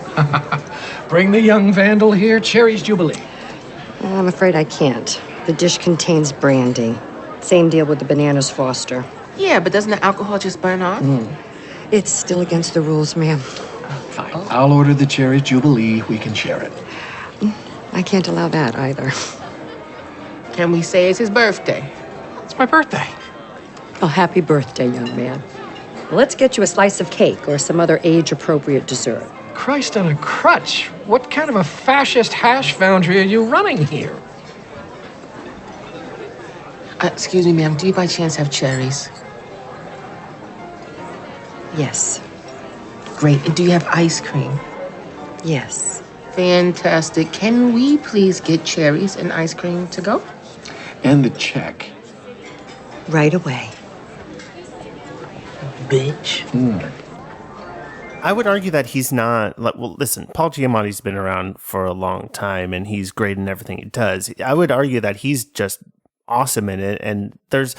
Again, I'm on this diatribe about Maestro, and there's a difference between seeing an actor who is literally deliberately gunning for an award and somebody who is just really fucking good at their role. And in at no time did I watch Holdovers and think that Paul Giamatti is doing anything but being true to this character and giving it his best. And I think that there's, again, with all this interpersonal relationship stuff with all these movies, this is no different. You have a lot of these troubled characters who are finding themselves clumped together through this time, this holiday break. And I think this movie could have gone into a lot of tropes. It could have found itself in a lot of like stereotype type stories and stuff. It does, but at times, but it doesn't lean too heavy into it. Yeah. It's I don't think it's trying to. I think initially you think that Giamatti's character is some Grinch and curmudgeon, and he's going to have to have his heart warmed and all this over time. No, he's not as much of a stock character as that. To your point, but I think that lightheartedness is always there and wants to burst out. I don't think that he's against himself being a good character. Right. I think he just doesn't know how to anymore. Well, and, along the class struggle stuff, I mean, it's like he's a person who's been subjugated by these little weenies who are essentially going to go on to be, the CEOs of Fortune 500 companies or whatever, appellate judges or, like whatever the fuck is going to happen. Like these are people who were born on third base in the game of life, and they find a way to unite the small handful of people in this universe that weren't. Well, and he's a character who thinks that he's doing good by the ways and the means that he has, and he's just been so hardened over time in that he thinks that that's the right way, but then he learns that it's not, and that's very different than him just being a fucking curmudgeon and being like, I'm gonna punish you guys for what I've gone through. I think he just is he doesn't know what he's doing anymore, and just the characters around him open that up. He's a drastically more realistic character than just being a generic Grinch. He's like you're saying, he was a student at the school, right? And like he's just calcified into this station in his life, but that doesn't mean that he's some stock Christmas stereotype. No, because he wants to do good. He just thinks his way is he thinks his way is doing good, but it's not. And there's a difference in that. And he learns a different way, and then I guess that's where it becomes a little bit generic, because the stuff that melts his little icy heart is like he gets exposed to some warm people. But I mean, I think to what you're saying is like that's always, you buy that was always in him. It's not such a stretch that like he ends up doing what he does at the end of that film.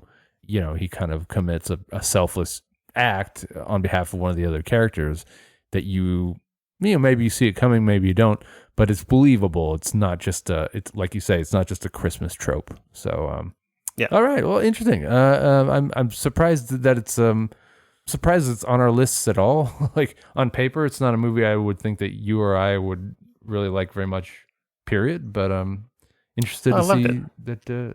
So that was your number 5? That was my number 5. That was my number 6. So maybe I don't know if we're flip-flopping in our rotation here, but I guess I'll move on to my number 5. By the way, I mentioned this off mic, but I think that there might be one or two glaring omissions from my list that will shock you.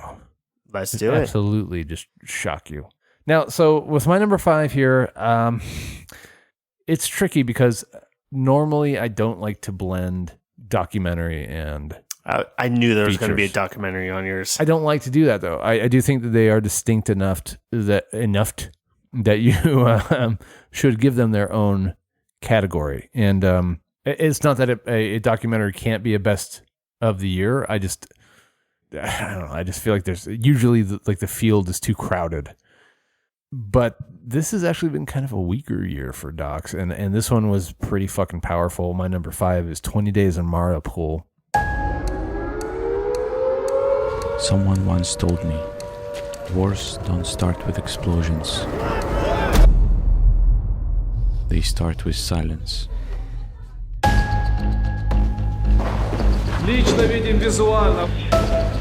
Танки зашли с надписью Z. Город Мариуполь блокирован со всех сторон. Russians have entered the city. The war has begun, and we have to tell its story. And I have to say, it is a rough watch. So I have no context for this, so explain it to me like I'm a 4-year-old. Sure. Well, so it's about the early days of the Russian invasion into Ukraine. Mariupol was one of the first. I believe it's a port city, and it's really just about the brutal first days of what is ostensibly a surprise invasion. I mean, they knew it was coming, and the film is just pretty fucking brutal. But what makes it special is the courage of the people that are making it. And so essentially, the city gets cut off, essentially surrounded by Russian troops. And this is not it's not political to say that like what has gone down in that war has been pretty fucking gnarly, and a lot of what you get exposed to in this movie is stuff that takes place in hospitals. It's not a fun recommend. It's not. I'm not gonna, for it to be number 5 on my list. It is only a testament to the courage of the filmmakers, journalists that just kind of got embedded with the citizens of that town who didn't leave.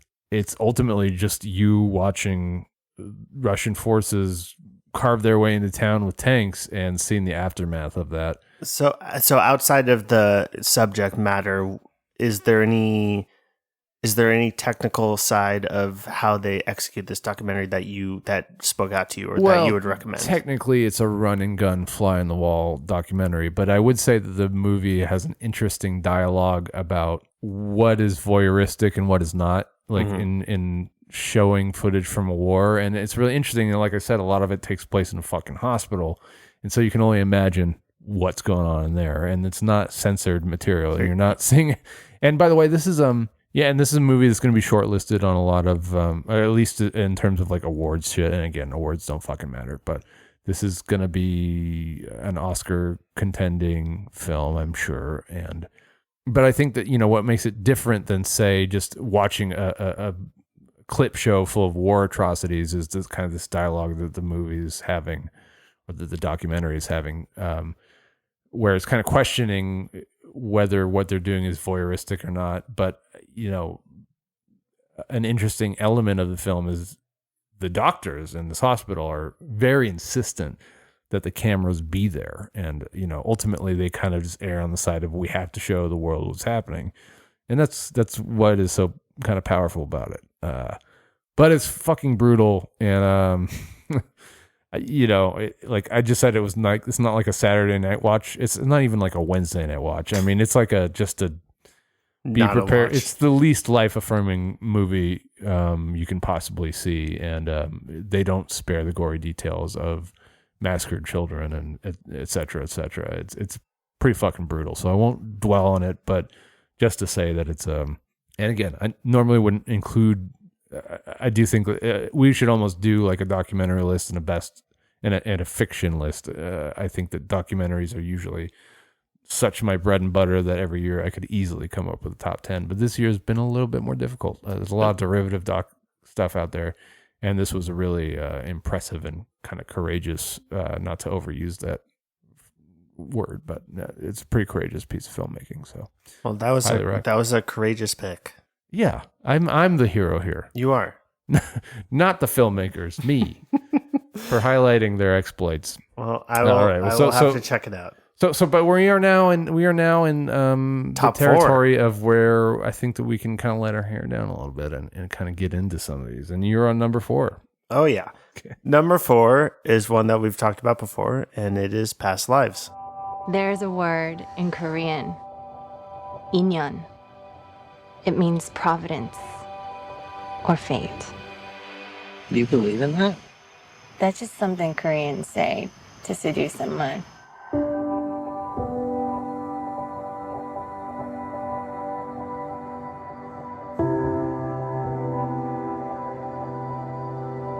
What a good story this is. Childhood sweethearts who reconnect 20 years later and realize they were meant for each other. In the story, I would be the evil white American husband standing in the way of destiny. Shut up. He was just this kid in my head for such a long time. I think I just missed him. Did he miss you? Haesong! B4, get it? Wow. B4.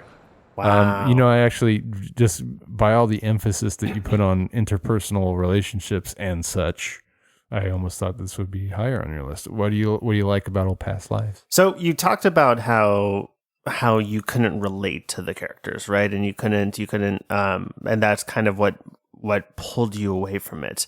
And that a lot of people have been devastated by this film. And I agree with you. There's a lot of people that are talking about this film of devastation and star-crossed lovers and the one that got away and all that stuff. And I understand that, and I see that in this film. But when I watched it, I didn't pull away from that. What I pulled from it was the differences in culture. Somebody leaving their native culture behind, and what that means to somebody at this young age, and how they come to grips with it, going to a different country and kind of rekindling a relationship with somebody who is from that past.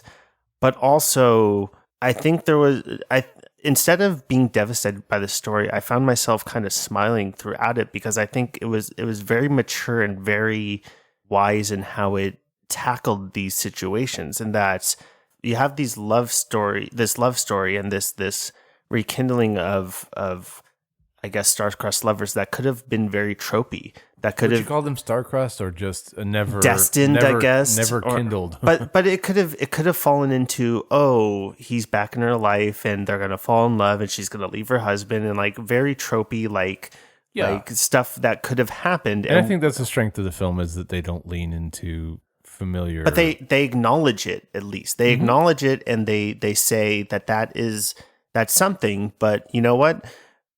We were children. And we fell in love with each other at that point of our life. But would you say they were in love when they met each other? I think it just he was like, with her.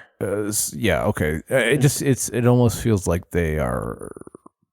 I don't know. Was there an element of arrangement in it? No, I think what I took from it was that particularly she was very aware and very introspective of saying, that was a part of my life back then, and that's who I was back then, and I missed that part for what it was. And so it's not a story of star-crossed lovers. It's a story of missed opportunities. But see, I took it as a story of appreciating and loving those different stages in your life. And even if there are missed opportunities, or there are these cross sections in your life that you can wonder about what would have happened if you took that route, that doesn't mean that it's a devastating or disappointing thing that didn't happen. You can appreciate what could have been. And I think that is a very mature and different take on what could have easily been a run away with me now that I'm in your life and now that we're finally there. I think it was a very real interpretation of what life is and how life unfolds in ways that you don't foresee. I think it's absolutely a more realistic depiction of what people like this would actually go through. That's kind of what I was trying to touch on when I was talking about it, is the approach is really refreshing and well done. And to what you're saying about the culture stuff, I mean, and you know, I'm blanking, it's been a few months now, but I do remember watching the movie. I was kind of struck by this thing that they do about a Korean word that doesn't have a translation in English, and trying to describe this wellspring of old feelings in English, and like the communication barrier like that they have about doing that, like, you know, and the kind of bookend device in the movie is the scene at the bar. Mm-hmm. And I thought that stuff all worked really well. I thought that was some of the best writing. Well, I think it was just very human. Like, even from, you mentioned not particularly liking the Arthur character, her husband. I actually found it a bit refreshing because they gave him, again, some grounded reality in that. What is this person going through in this situation? What would he express, and what would he?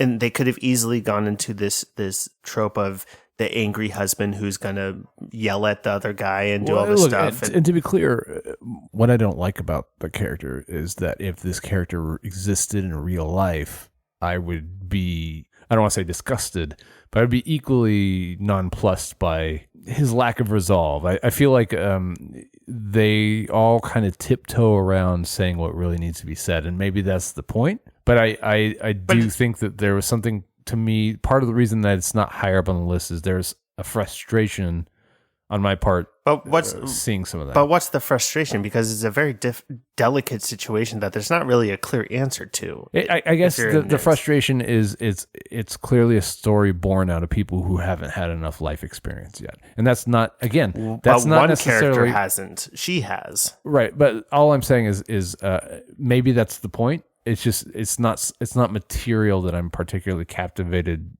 by or drawn to, but I do think that it's very honest, and I don't think there's anything. When I say that I don't like the character, it's not because the character is badly written or not even believable. It's because if this character existed in real life, I'd want to shake him, you know. And but I kind of feel that way about all of the characters. And again, maybe the movie wants to corral you into a certain way of thinking, so that it can kind of gut you with the way things go down between the two Korean leads. Yeah, see, I thought like the last thing on Arthur's character, the husband's character, I can see where it's like you just want to shake him and be like, what are you doing in this situation? Why are you acting this way? But I also, when I watched it, I saw some patience and I saw some understanding from his standpoint. Absolutely. Hey, I'm not cool with this, but this is happening, and like this needs to happen in a way. No, that's what I like about the film. I buy every scenario. It's the kind of the pathos that the movie unloads on you in relation to those characters that is just a little bit hard for me. And I also was not particularly moved by their past history.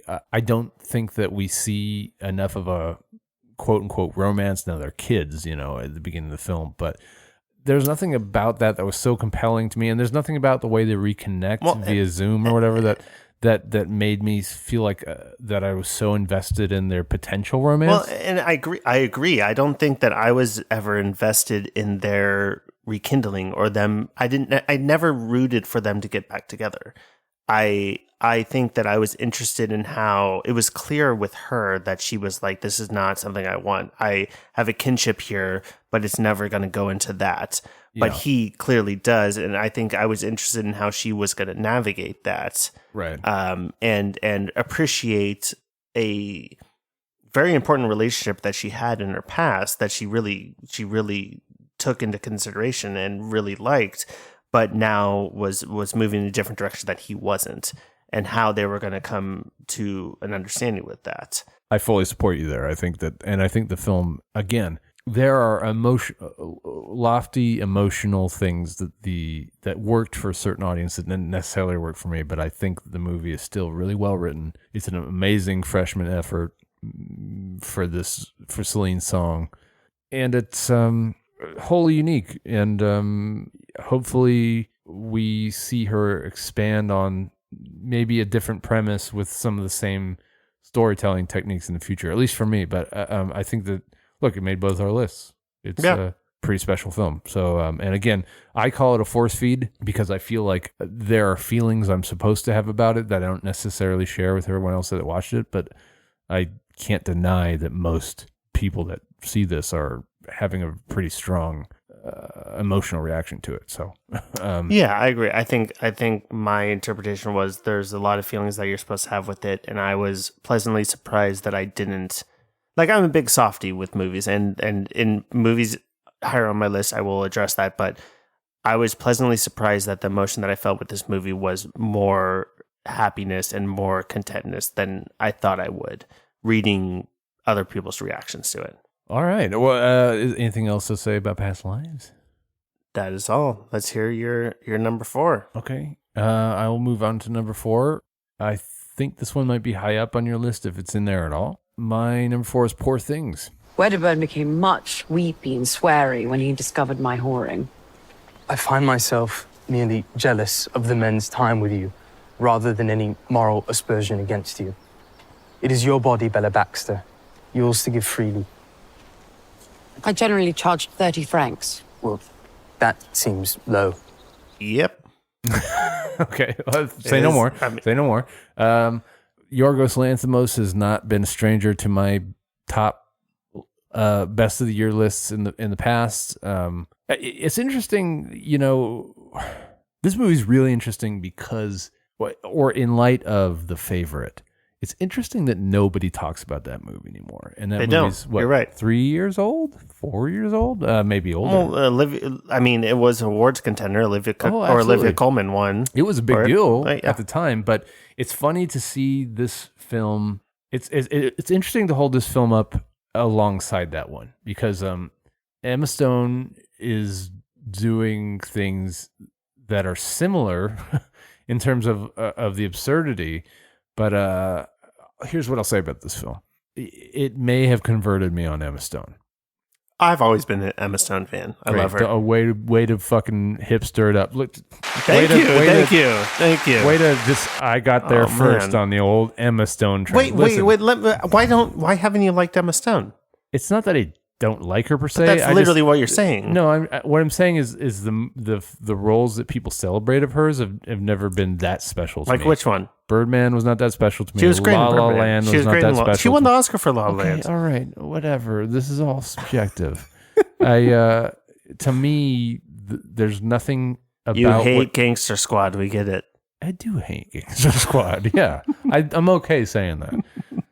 No, look, I it's not that I was ever an Emma Stone hater. I just I don't think, and maybe you are going to claim that you've seen glimpses of it all along. No, but I do feel like she's entering a more mature role, like stage of her career with this film. I think there's a lot of to your point, I think there's a lot of she's letting go in a good way, and she's kind of throwing herself into a film role like this than she has before. I mean, I would just say that I think I'm seeing her stretch. And by the way, when the movie first opens and you see her kind of gleep-glopping around, I'm not like immediately on board. At first I was worried, when I see that. But it didn't take very long for her to convert me with her performance. It's really fucking well done. But that's not all. A lot of people are holding this up next to Barbie, which I think is a silly thing to do. They're not trying to do the same things. Yes, they're both about women discovering their affinity, discovering their agency, but that's where it stops. But there's also a where you're shattering the glass on some patriarchal machismo bullshit. The same way Barbie does. They're taking wildly different approaches. But they're still kind of shattering the same thing in a way. No, I don't think so. I think that what Barbie, and actually I'll say this, I think what Barbie is doing in that regard is actually a little bit more complex.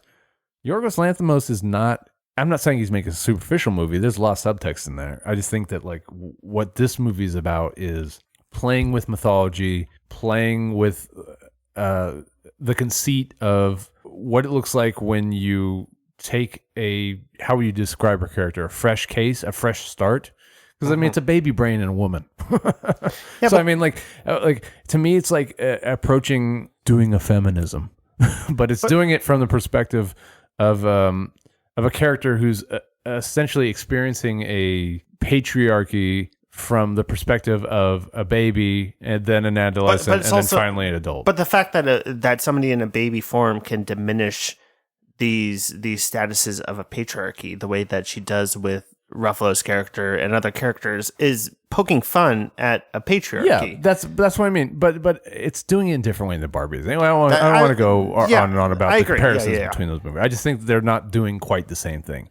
We could disagree about that or not, but what I will say is she is great in it. He's got a way of and I've heard a lot of people bring up Tim Burton when they're talking about this movie, and I would say Terry Gilliam all the way. Or how short are people's memories? But also, I heard one reviewer say it's it's as if Tim Burton discovered sex. It's come on, that's just such a simplistic way. Did I not see Batman Returns? Touche. But I'm just saying. This movie's way more interesting than that, even though there may not be that many moving parts behind it. It's a unique vision. It's essentially an amalgam of Frankenstein and Jane Austen, and it's not necessarily a fully fledged narrative. It's not quite possible to nail down exactly what it's trying to say, but I think that it's having a lot of fun with a theme that is usually very heavy-handed, and it's definitely Yorgos Lanthimos' most accessible movie, but that's not necessarily a bad thing. I think that everybody's really fun in it. It's probably got one of the best dance sequences I've ever seen in film. And true. You know, if you read the synopsis on paper, you'd be like, doesn't seem very fun. But no, it's a wholeheartedly fun movie, and but it's also very creative, and this guy is 4 for 4 as far as I'm concerned, like 5 for 5. Anyway, I'm not going to say it's his best film, but it's one of the best of the year. I may or may not agree with you. We shall see. Okay, well, that's my number 4. Please, it's time for number 3. We're getting into the toppies. Number the tippies. Oh my God, that was such a pivot. Number 3 is one that we actually just saw together the other night. Ant-Man: Revenge of the Rebel Moon. Yeah. Rebel Moon, Free Guy. Fall Guy, Revenge of the Rebel Moon into Ant-Man. No, it is Zone of Interest. Wow. I mean, this kind of is on point with the sound design. If for those who have seen it, it really is. It really is. You hit it right there. In fact, insert sound design here.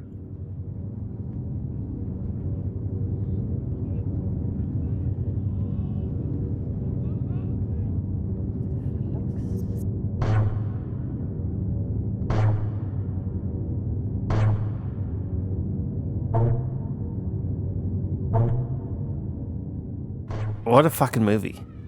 What a fucking movie, huh? It's one that has sat with me for a couple days since we saw 72 whole hours. Right? 3 days. I think I align it with Fincher and Social Network, where it's just this, the reason why it's not number 1 is that it's technically and filmmaking masterwork and masterstroke. It is just, if you're talking about actual filmmaking from a technical standpoint and the aspects of everything that goes into filmmaking, it is great. It is a entirely immersive experience, and it's telling a story that has been told, which is the Holocaust, in a way that hasn't been experienced before. It tells the whole story of the Holocaust. It really does. But it gives a different twist, or it tells it in a different way, but it's more effective than recent Holocaust movies that I can remember. How so? It just it immerses you in its sound design, in its just presence. It's just banality of evil that doesn't directly hit you to what is happening. Not to spoil anything, but you are spoilers for the Holocaust. Yes. But it's just something that you go into thinking you know everything about, and you have all these feelings about, and you know what you're going to experience, and it just hits you with a left hook that you didn't see coming. Right. So this is to catch people up. It's a movie about a German family that is deeply involved in the apparatus of Auschwitz that lives literally next door to that particular camp. And they take the methods of, without spoiling, they immerse you in what it would be like if you lived in said house next to Auschwitz. And here's not to interrupt, but do you feel like this is a movie that can really be spoiled? I feel like it's a movie that like you could describe over and over again. The experience can, though. And that's what I'm trying to be really tiptoe about. But that's my question is I feel like you could tell people everything that happens on paper in this movie, but the experience, to your point, is what matters. So, I mean, maybe you could spoil certain visuals or certain ways that they do things. There's definitely an element of sound design there that's I think immaculate. The most gripping thing is that they are showing you a family. If you wouldn't know any different, except if you expanded your vision to the outer regions of the frame of this movie, you would just think that you're following a family that is going through everyday life ups and downs. Right. And so what you would be reluctant to spoil would be the small things, or maybe even big things that they do to shatter that artifice. Yeah, they're making you believe that they're trying to relate you to this family and these families' ups and downs that is happening within just a regular old family drama. Just living right next to Auschwitz. It's like watching Three's Company. And I think that what is horrifying with it and was so telling is that with these trivial ups and downs between these family dynamics is that the background is just hammering you over the head with this hellish atmosphere that is right outside the gates of their home. And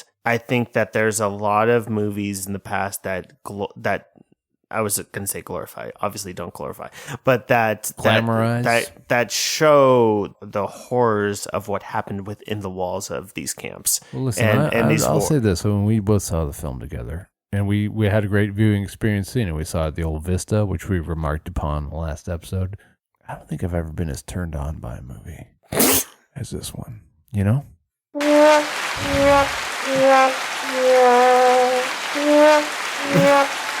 Right, you're applauding and womping yourself. I'm sorry. Yeah, well, they both deserve. I think that the story of the Holocaust through film is always told within the walls. That I read something where Jonathan Glazer definitely wanted to show that, or he wanted to tell it in this way, in that whenever you watch Holocaust films in the past, you're seeing them as monsters, and you're saying they're monsters, they're monsters, it's them doing this. And so you separate yourself from, I would never be that type of person. But when you watch this film, because it's being told in the dynamic that it is, they're still monsters, but you see some way in that you could put yourself. You're seeing that this could happen. That they're could more happen. Like the Monsters Inc. monsters. You know, they're scary, but they're lovable. I'm sorry. No, I feel you, and I look.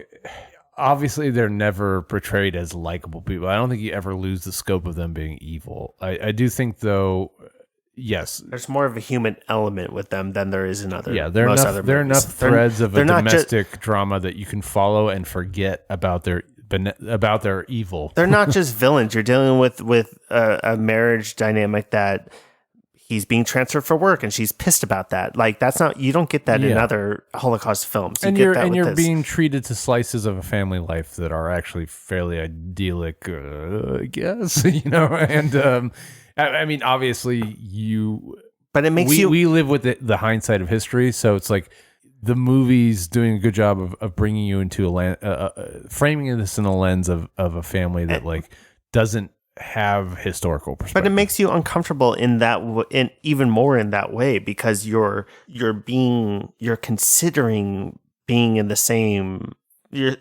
footing as these characters, and then you're grossed out by the fact that you would even think about that, because they are awful people that are doing awful things. But the way that is being perceived is that, listen, these are normal people that you might be neighbors with, that you might come across in every day. Plus that pool. Yeah, with us. What a great pool. You wanted to slide down that wooden slide, didn't you? I mean, it did look like it would put a lot of wood into your ass, but yeah, it would. Yeah, it would. Wow. I guess I set myself over. Well, that's a fucking, number 3. That's a goddamn. It's good. It's good. Good. Solid choice. Well, now you sound like an Indiana Jones villain. Well, that's interesting. We'll see if it shows up later on. Oh, it will. You might be surprised. My number 3 is Anatomy of a Fall. We already talked about it. It's a courtroom drama. It reached all the way to 3. Oh, it surely did. It surely did. What can I say? It's the year of Holler. Holler at me. Oh, wow. Applause. I'm sorry to interrupt. I'm sorry, but I don't know. You come here, okay, with maybe your opinion, and you tell me who Samuel was and what we were going through. But what you say is just it is just a little part of the whole situation,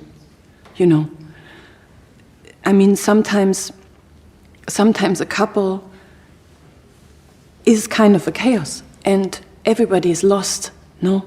And sometimes we fight together, and sometimes we fight alone, and sometimes we fight against each other. That happens, and I think it's possible that Samuel needed to see things the way you describe them, but if I'd been seeing a therapist, he could stand here too and say very ugly things about Samuel, but would those things be true? I just look. It's a very difficult movie to unpack. Here's what I'll say right off the bat: I hate kids, child actors. I hate them.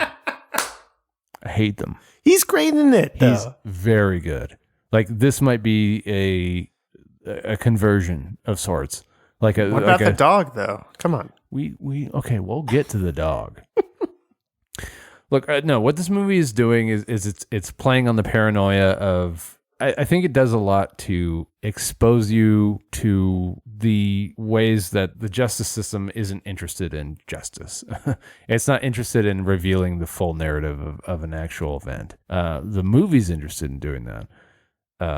As far as the courtroom drama goes, it's pretty compelling, but it's also the stuff that they kind of give you minor glimpses into interstitially that is way more interesting. I haven't seen a movie this year, period. I mean, I would say this is the movie this year that where every performance is really engrossing, even if it's like from the standpoint of, there's a lawyer character, it's like a family friend, kind of robotic, kind of wooden.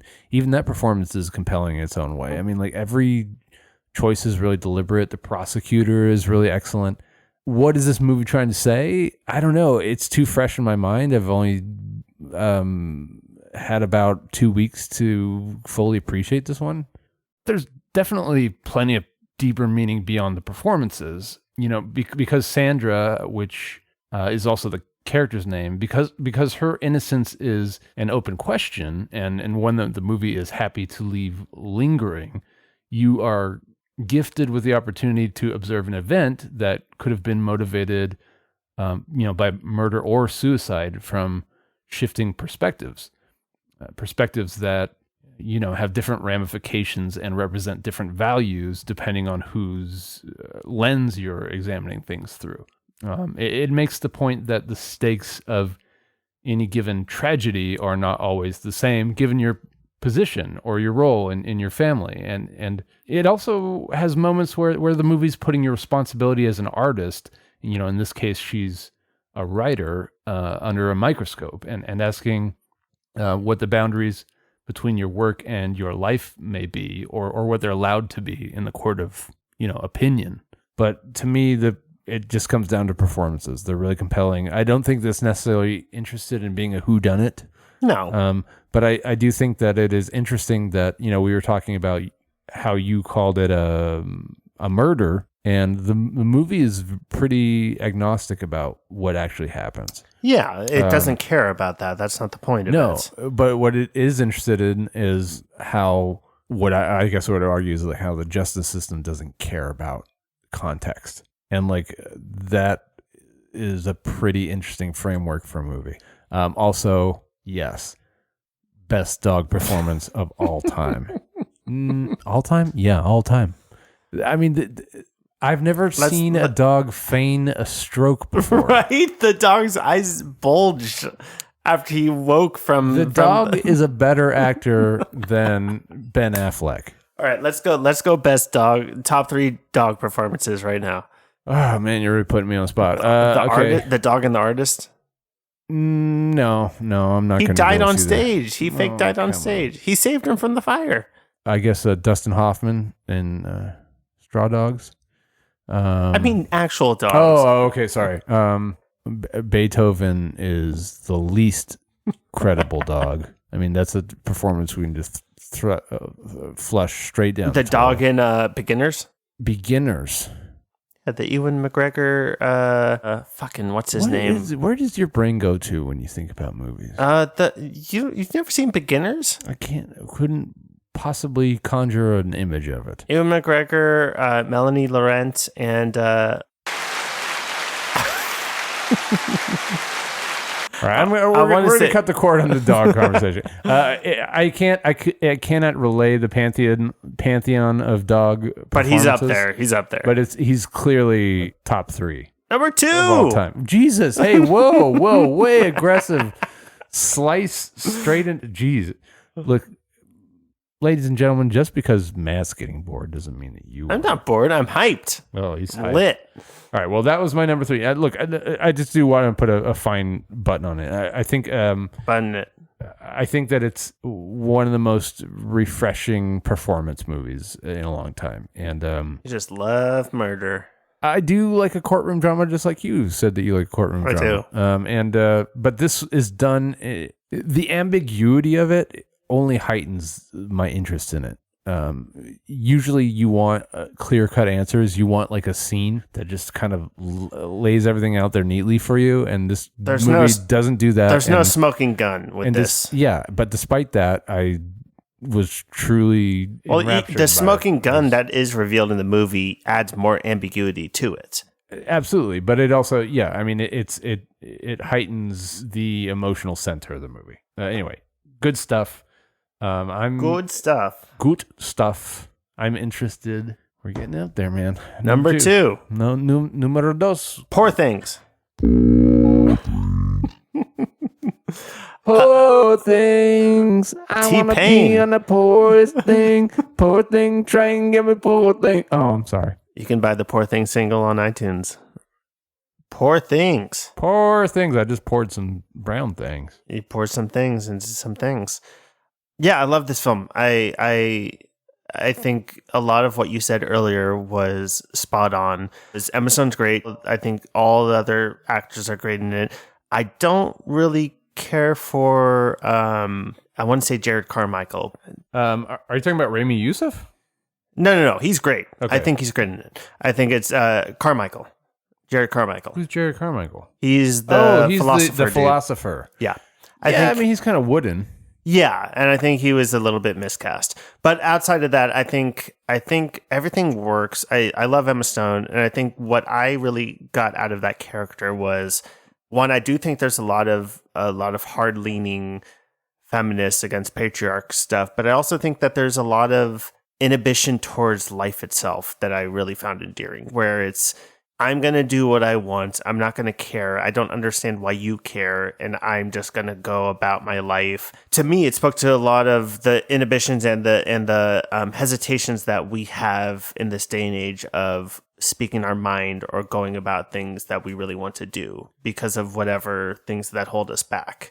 And How did you feel about the scene where she tries to Jill off the maid? To your point, kind of. I like the that reason scene, you love that scene. No, the reason that I think that act or that stage in Paris goes a little bit long. Oh no, I was talking about when she literally reaches into her maid's crotch. I thought that was in the beginning. Decision. I thought you were talking about the her ward in the prostitution house. You're not feeling the brothel section of the film. Feeling it. I think it was just extended a bit too long. That's all. I guess, but I think that like that's her. That's her intellectual. But awakening. I get the point of it. But I think they just went too long with it per se. Talk to me about Ruffalo, because we didn't talk enough about him. I feel. I think that he is playing a caricature of this masculine character, obviously in old Hollywood. I think he's doing a very good job at it. I'm not usually a big Ruffalo fan, but I think he's serviceable. I think the time where you're a bit sick of him is when they start to cast him out, which is smart. See, I never get sick of him. I think that I think his character evolves perfectly. Like he's a fuck boy, and then he's a head case because this is the one woman he can't conquer. Well, and I do enjoy that bit of it. I think to my point earlier in that, she has zero inhibition or zero hesitation on things, and she's kind of taking life as it comes. I think his character, it's very ironic that his character comes in and says that he pushes against society norms. And then the second that she pushes further because she has no hesitation on things, he gets uncomfortable and he starts to try and hold her back and whatnot. Yeah, well, I mean, there's fun little they fuck with that in interesting little subversive ways. Like there's like the he calls out the fact that she knows a certain vocabulary word but doesn't know what a banana is or whatever. That kind of stuff is really good to me. Yeah, I think it was just even the last act or the last 30 minutes when she's with Christopher Abbott, the husband of the previous iteration. I think that was good. I think some people feel like the movie is overstated its welcome at that point. Do you? No, I think it actually had a different, another jolt of life at that point. Again, my lull came during the Paris stage, and that doesn't mean that I don't understand what they were doing. I think they just overextended their stay at that period. So you would like to have seen them. I mean, I guess you could have easily wrapped that up in a quick little montage. Yeah. I mean, I will say this: it's a fucking movie. It's a fucky sucky movie. Yes. And I appreciate that about it. Do you think that this is like I heard a discussion about this on another, actually there is no other film podcast, but speculatively, if there were other film podcasts, I think I may have dreamed about one where they talked about just like the prudishness of like Gen Alpha or whatever, and like that they. Do you think that like this is a movie that like young people are gonna be afraid of, or maybe that's too low? See, I saw it as more liberating, but that again, I'm not Gen Alpha, I'm not Gen Z. Well, it's liberating until you think about it deeply enough. I mean, you realize that like, if she's got the brain of a child, she's got the body of a woman, but brain of a child. So you're Benjamin Buttoning this thing. Or what's the other? What are some other Progeria I movies? Literally did not think of that at all. That's good. Yeah, I didn't really either. I just wonder if I do wonder. I think that the movie is good enough about like being a powerhouse of style and performance that like that stuff goes away. But I could see people that get like that want to like score points. But the difference is that she discovers it on her own, whereas like something in Benjamin Button, it's thrust upon him. He's thrown into a horror house and he's forced to have sex. Oh, I didn't even consider that scene. I just meant that. Yeah, no, I just think that like people are so prudish and puritanical about sex in general. Like, but this movie does not shy away from just like people bumping and grinding against each other. And I think that I'm all for. Well, it was good because like the second it introduced sex into it, it wasn't like, oh, why are they doing that? It was like, oh, that makes sense. That makes sense exactly with this character and what's happening, and somebody discovering themselves. And I think that's part of why it wasn't an issue at all. Because she discovers herself real well. Well, because it made sense with the story, though. It's like if you're putting a primitive brain into an adult body, they're going to eventually discover that. And like it's a very logistical thing. It's the line in the trailer. It's like, why do people not do this all the time?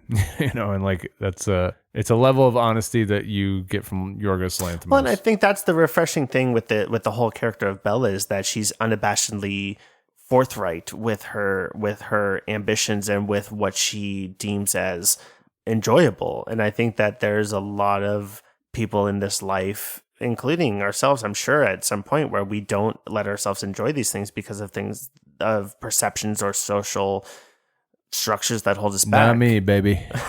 And I'm a wild man. I think that it's a very inspiring character that she just goes through life and is unapologetic and is just is just tackling it as she sees fit and is not really having any qualms with how she journeys through this life that she has. No, I agree. This is a movie that I think will have more staying power than a lot of the other movies on this list. I don't think, I'm going to revisit past lives anytime soon, even though I like it.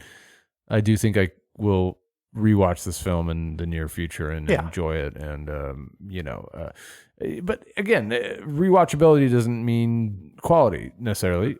Hence Oppenheimer, that's a movie I think that's like eminently rewatchable, but it's not necessarily a mark of deeper shit going on down inside.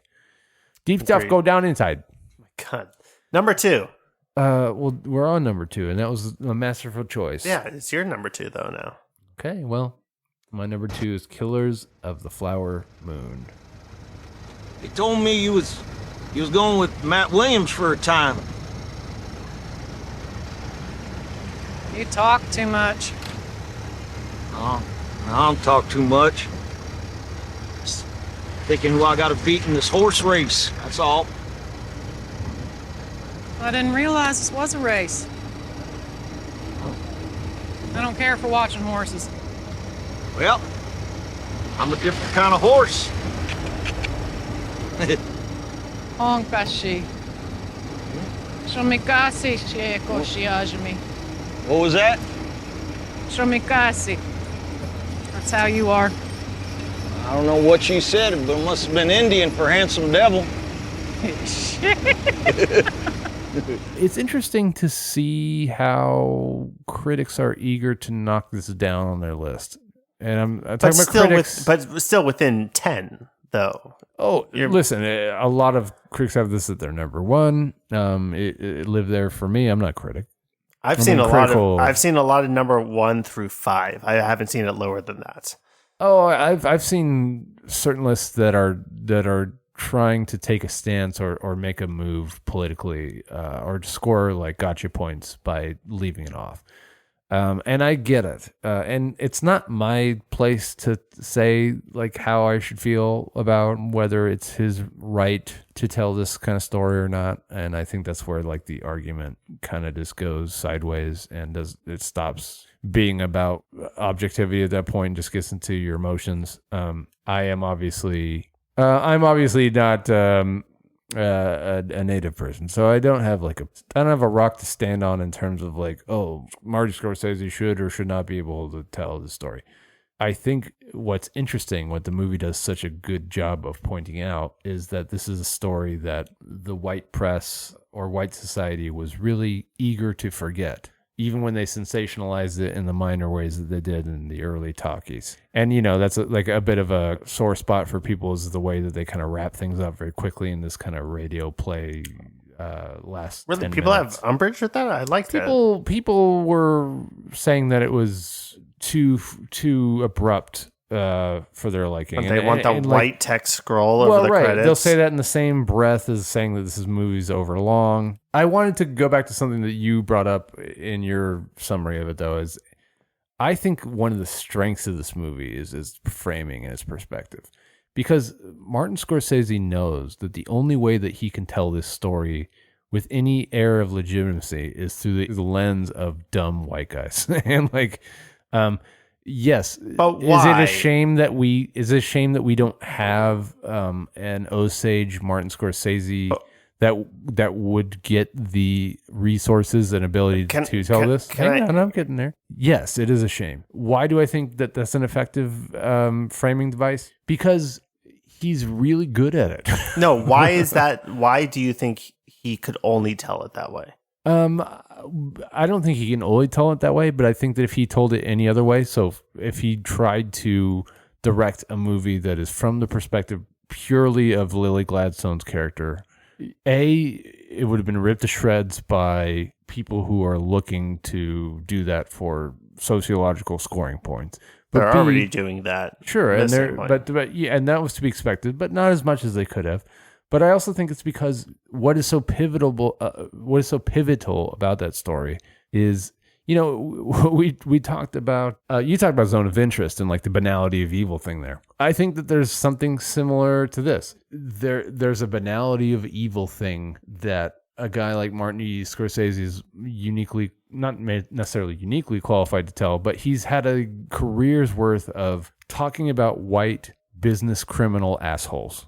And that's essentially what Leonardo DiCaprio is, even though he's a layered character. And actually it's maybe one of his best roles. I do think that's something that that's getting lost in all this. Well, you can argue he's really fucking good at it. You can argue that he's a victim of the banality of evil. Like, this is not to say that he's not part of it, because he clearly is. But to your point, and that's something that I didn't think of. There's a septic, deep black hole of evil within these characters, and there's a way of, instead of secretly exposing them over time in the story from the perspective of Molly, of her uncovering it, Scorsese is just saying, like, there's the evil. It's just this fucking black hole of evil right here. It lets you sit with it and consider the historical ramifications of it.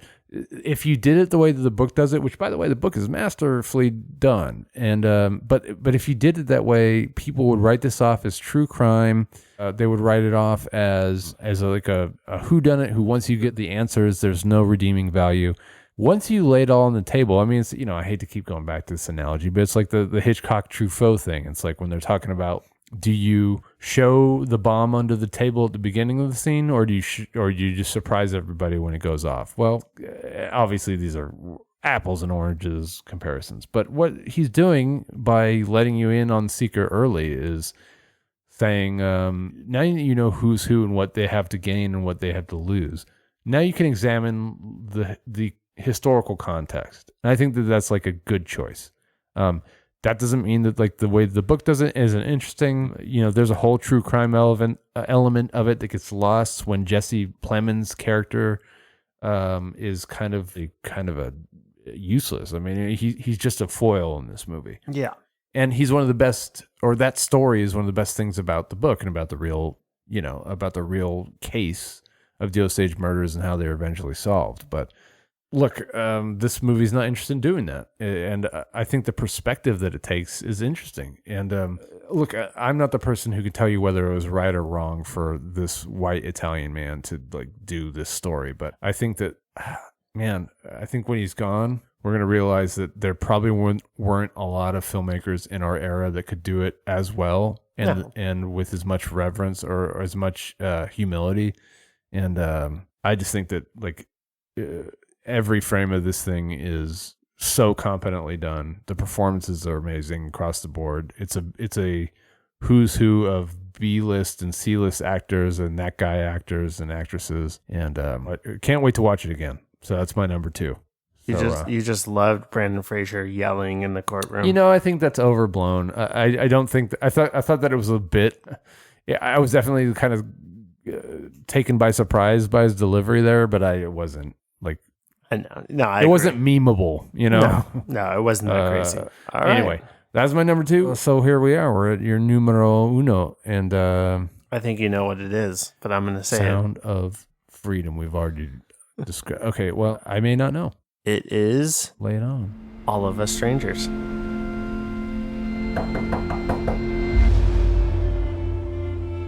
Hello. Hi. Saw you looking at me from the street. I'm assuming you're not with anyone. Never see you with anyone.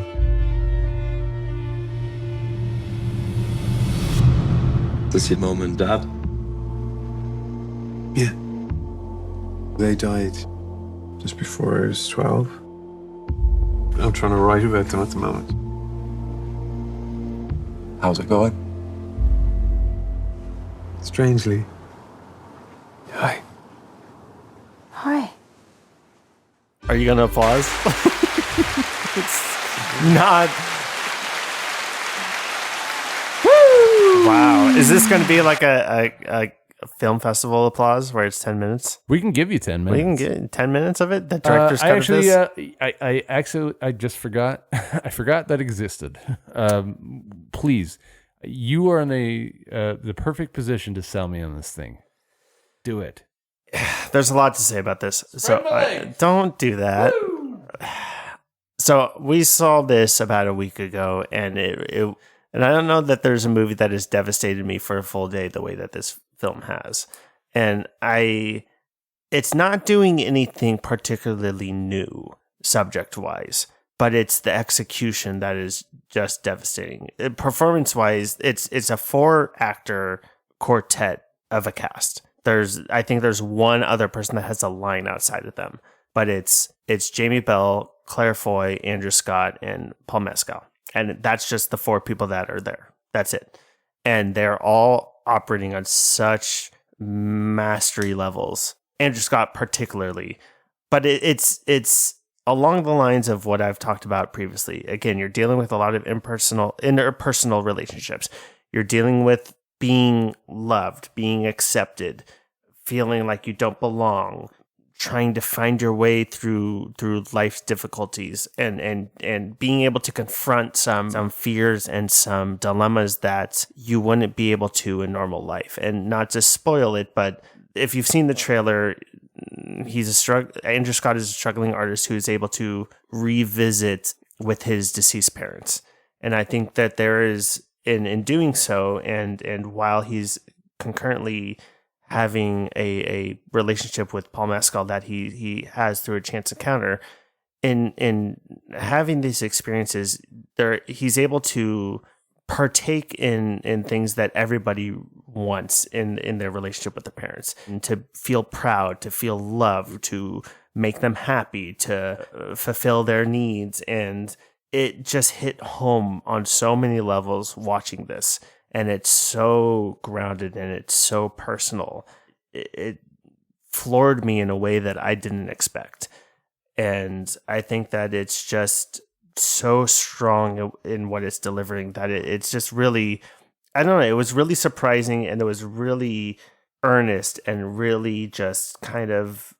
So it's Andrew Scott. It's Andrew Scott coming to terms with his deceased parents and it's their coming to feelings surrounding his interpersonal relationships. It's coming to terms with his parents accepting him for who he is, but him accepting who he is as well. He's a gay man, and he's dealing with coming out to his parents in a way, but also coming to terms with what that means for himself in this day and age. He's a gay man? He's a gay. I kid. But it's coming to terms with these conversations that, listen, we all want our parents to be proud of us. We all want family to love us in these ways and to have these great relationships. And oftentimes, unfortunately, some kids, their parents pass away or they don't have those opportunities. And so the whole movie, or a good portion of the movie, is that this character has this opportunity to have these real conversations with them again that he never had. This guidance, this love, this compassion, this opportunity. And even though the situations are different, you can still feel what it would mean to have that opportunity, to have the chance to your parents to say they're proud of you, or that they love you still, or even if they're disappointed in you, to feel that stuff and to. Okay. But so you would say that it's more of a family drama than it is a relationship drama, or is that stuff? I mean, what is the central thrust of the is the movie trying to tell you something about his dynamic with his family, or is it more about exploring his relationship with Paul Mescal? It's both of those, but the simplicity of it is love, and it sounds cheesy and it sounds corny, but it is, and it's about letting it through disasters and through chaos and through tragedy is still the capacity to love yourself and love others, and to let that in and to not close yourself up. Starting to sound like word art over here, bro. Live, laugh, love. But again, it's super simplistic, and it feels very live, laugh, love, but it hit very strongly, and I think that there's something very endearing that, even though that could be a joke in a way, it could be very tropey and very stereotypical and like love yourself and find happiness and whatnot, but it doesn't, and it takes itself very seriously, and it delivers in a way that it's not corny, and it's very heartwarming to just understand the power of love and the power of loving yourself in that way, and it was just really, really moving in how it delivered that stuff. Okay, well, I mean, you're speaking about the movie in very general and vague terms about loving yourself. I imagine that I imagine there are deeper moments that like. Well, the problem with describing a film to somebody who hasn't seen it not spoiling it with this film particularly is that it's just like with Past Lives. The importance of what is happening in it, or how he's seeing his parents or whatnot, is not important at all. You don't think about the logic. You don't think about the reality of it. You're thinking about his coming to terms or his growth through all of this. And so it's very hard to describe. No, I understand the plot of something that has no plot. Really. But it's you're saying it's essentially about the movie's strength is being immersed in these relationships. It's the immersion. It's not about some clever plot or some revelation or some exactly. twist. Like you talked about Past Lives, not being able to put yourself in the shoes of these characters. Mm-hmm. This movie, you can. Mm-hmm. And that is part of the feeling of this movie, or the experience that you have through the movie, is that you can put yourself in the shoes of the main character several times as he's dealing with these relationships. And it's more of an immersive feeling than it is, there's these plot lines that they hit. And that's why it's so hard to describe, is because you have to sit with it versus describing it to someone. It's more of an experience film. And I think it's still subjective. Like, listen, it wholly depends on the relationships you've gone through in your own life, but I think that it's super relatable. And listen, I'm a sob in most movies, but I still can't remember a movie from beginning to end that I was this affected as would I was. Would you say that you were entertained by it, or would you say that it's just because of the power of the immersive experience that you were just it just sat with you with more gravity than others? The latter. Yeah. It wasn't entertaining per se, as more of it was an immersive experience, which is of like perfectly fine. I think that there's lanes for both. I think that like you and I both have friends that are like can't. I don't want to call you this an eat your vegetables movies, because I don't think that's what it is. It sounds like it's emotionally resonant. But I would say that there are people that we know that just can't, unless there's constantly a new development happening. In other words, if it's not a plot-driven movie, that'll get lost on them. And then this is not that. So this would lose those people. Maybe. I think the more you focus on the plot or the logistics of this movie, the more you strip away the magic of it. Yeah. And I think that you just need to live with it and live with the characters and live with what's happening, rather than how did that happen, or how is he able to talk to that person? It's a movie that you need whatnot. to soak in, not necessarily a movie you need to analyze. Because the end goal is not what matters. It's the journey that matters with that movie. Okay, yeah. I mean, as I said, it's a blind spot on my list, and I don't necessarily love all of his former output, but I'm eager to be pleasantly surprised when I do make my way to it. So that's your number one. Number one of 2023, the year that changed everything. Great year for everybody. Nothing bad happening in the world. Everything, all is right with the world. Okay, let's hear it. I'm going to try I think I know what it is. Okay, well, I told you to be surprised. Well, actually, now I think you've left it off. Let's hear it. You know, you mentioned that I might be disappointed with you about one of your previous choices. I'm grimacing a little bit here. I don't know where this conversation's going to go. Don't say Barbie. If My you say number one fucking is Barbie. No, it's not.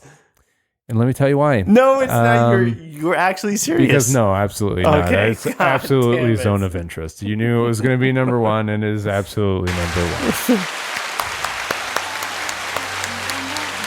Herzlichen Dank für eure nationalsozialistische Gastfreundschaft. Heil Hitler.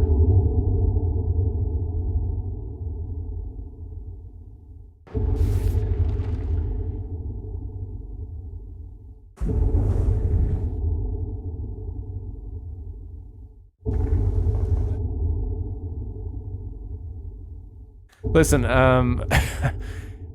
we've already kind of said everything we need to say about Zone of Interest, except that it may be a masterclass in sound design, and not simply because it's an ambient soundtrack that is. You're not listening to this on repeat? No, I'm not. I mean, musically. I mean, I know. It's not simply because of what they're doing in the background of any given scene, but because it is a movie that knows how to edit between the right aural moments in ways that serve the movie constantly. There's never a choice that they make that is too egregious or too subtle. It seems like every single choice that they make in that regard, and I would actually say in terms of editing in general, perfectly done. There's a rhythm to it that it is so wholeheartedly unique. But there's also these performances that are so matter of fact, but still so interesting. I mean, like, there's nothing compelling about the drama of their domestic struggle. Well, sorry to cut you off, but did you read about how he shot those scenes? No, I did not, but I could see that there was like a definite meticulous way that they were cutting, and the way that they would enter and exit rooms. So they definitely clued me into something. So Video Village was in a house next door, and they planted 15 to 20 cameras throughout the house, and they didn't tell them when they were cutting or running action. That doesn't surprise me. So that's why it was so voyeuristic. It does have like a Pelco cam kind of quality to it, but in a way that unless you had to suffer through working days, 24-hour shifts on a reality TV set, might not be completely apparent to you. Glazer called it Big Brother, but filled with Nazis. Well, and that tracks with his past work. I mean, Under the Skin, a big part of that movie is them shooting people incognito in that van, and so it doesn't surprise me that would be the approach. But that impresses upon me even more is that the kind of performance that we get from these characters it's almost as if they were partaking or made to partake in Nazi family cosplay, or that they had to undergo Nat socialism boot camp before they were allowed to film, or while they were filming. I don't know. I could easily ramble about this movie. I think what it really does so well, and I think what I'm happy to see it get praised for, is that it is exposing the weird brain of Jonathan Glazer to the rest of the planet.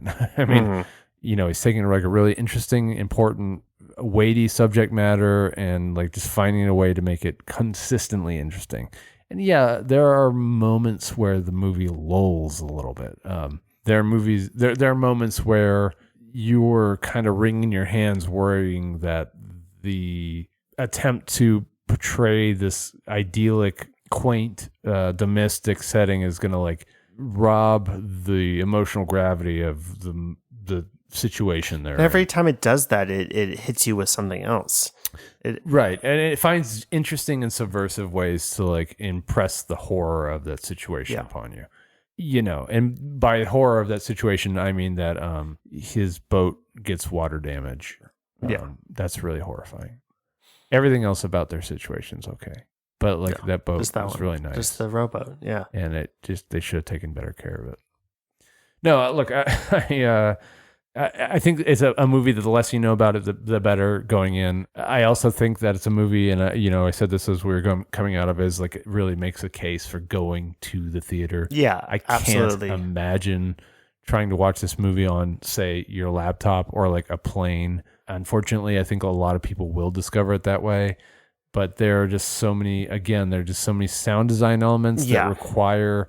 Some people will say that's not a strength of the film, but I think that it absolutely is. I think there's a lot of people that say don't watch it because of the visuals or how it's shot or the special effects or whatnot. But this is one film that is, you shouldn't watch it on your laptop. You should see it in the theater because of how it's mixed. Right. And I don't think there's a lot of films that you can point to in recent history that is like, you should see it because of the mix. Well, and this is one of them. It is also a movie that is going to lose something if your attention diverts long enough. Yeah. And that's unfortunate because this movie hasn't opened wide yet. I don't know if it will.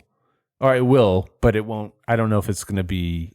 I don't know how ubiquitous it's going to be, and I do worry that most people are going to catch it when it does become a VOD release, and that sucks because they're going to miss so much. And we've talked about this in the past. You lose so much when you see something in your home theater, and like, look, we've tried to be diligent about like watching movies and catching up at the end of the year.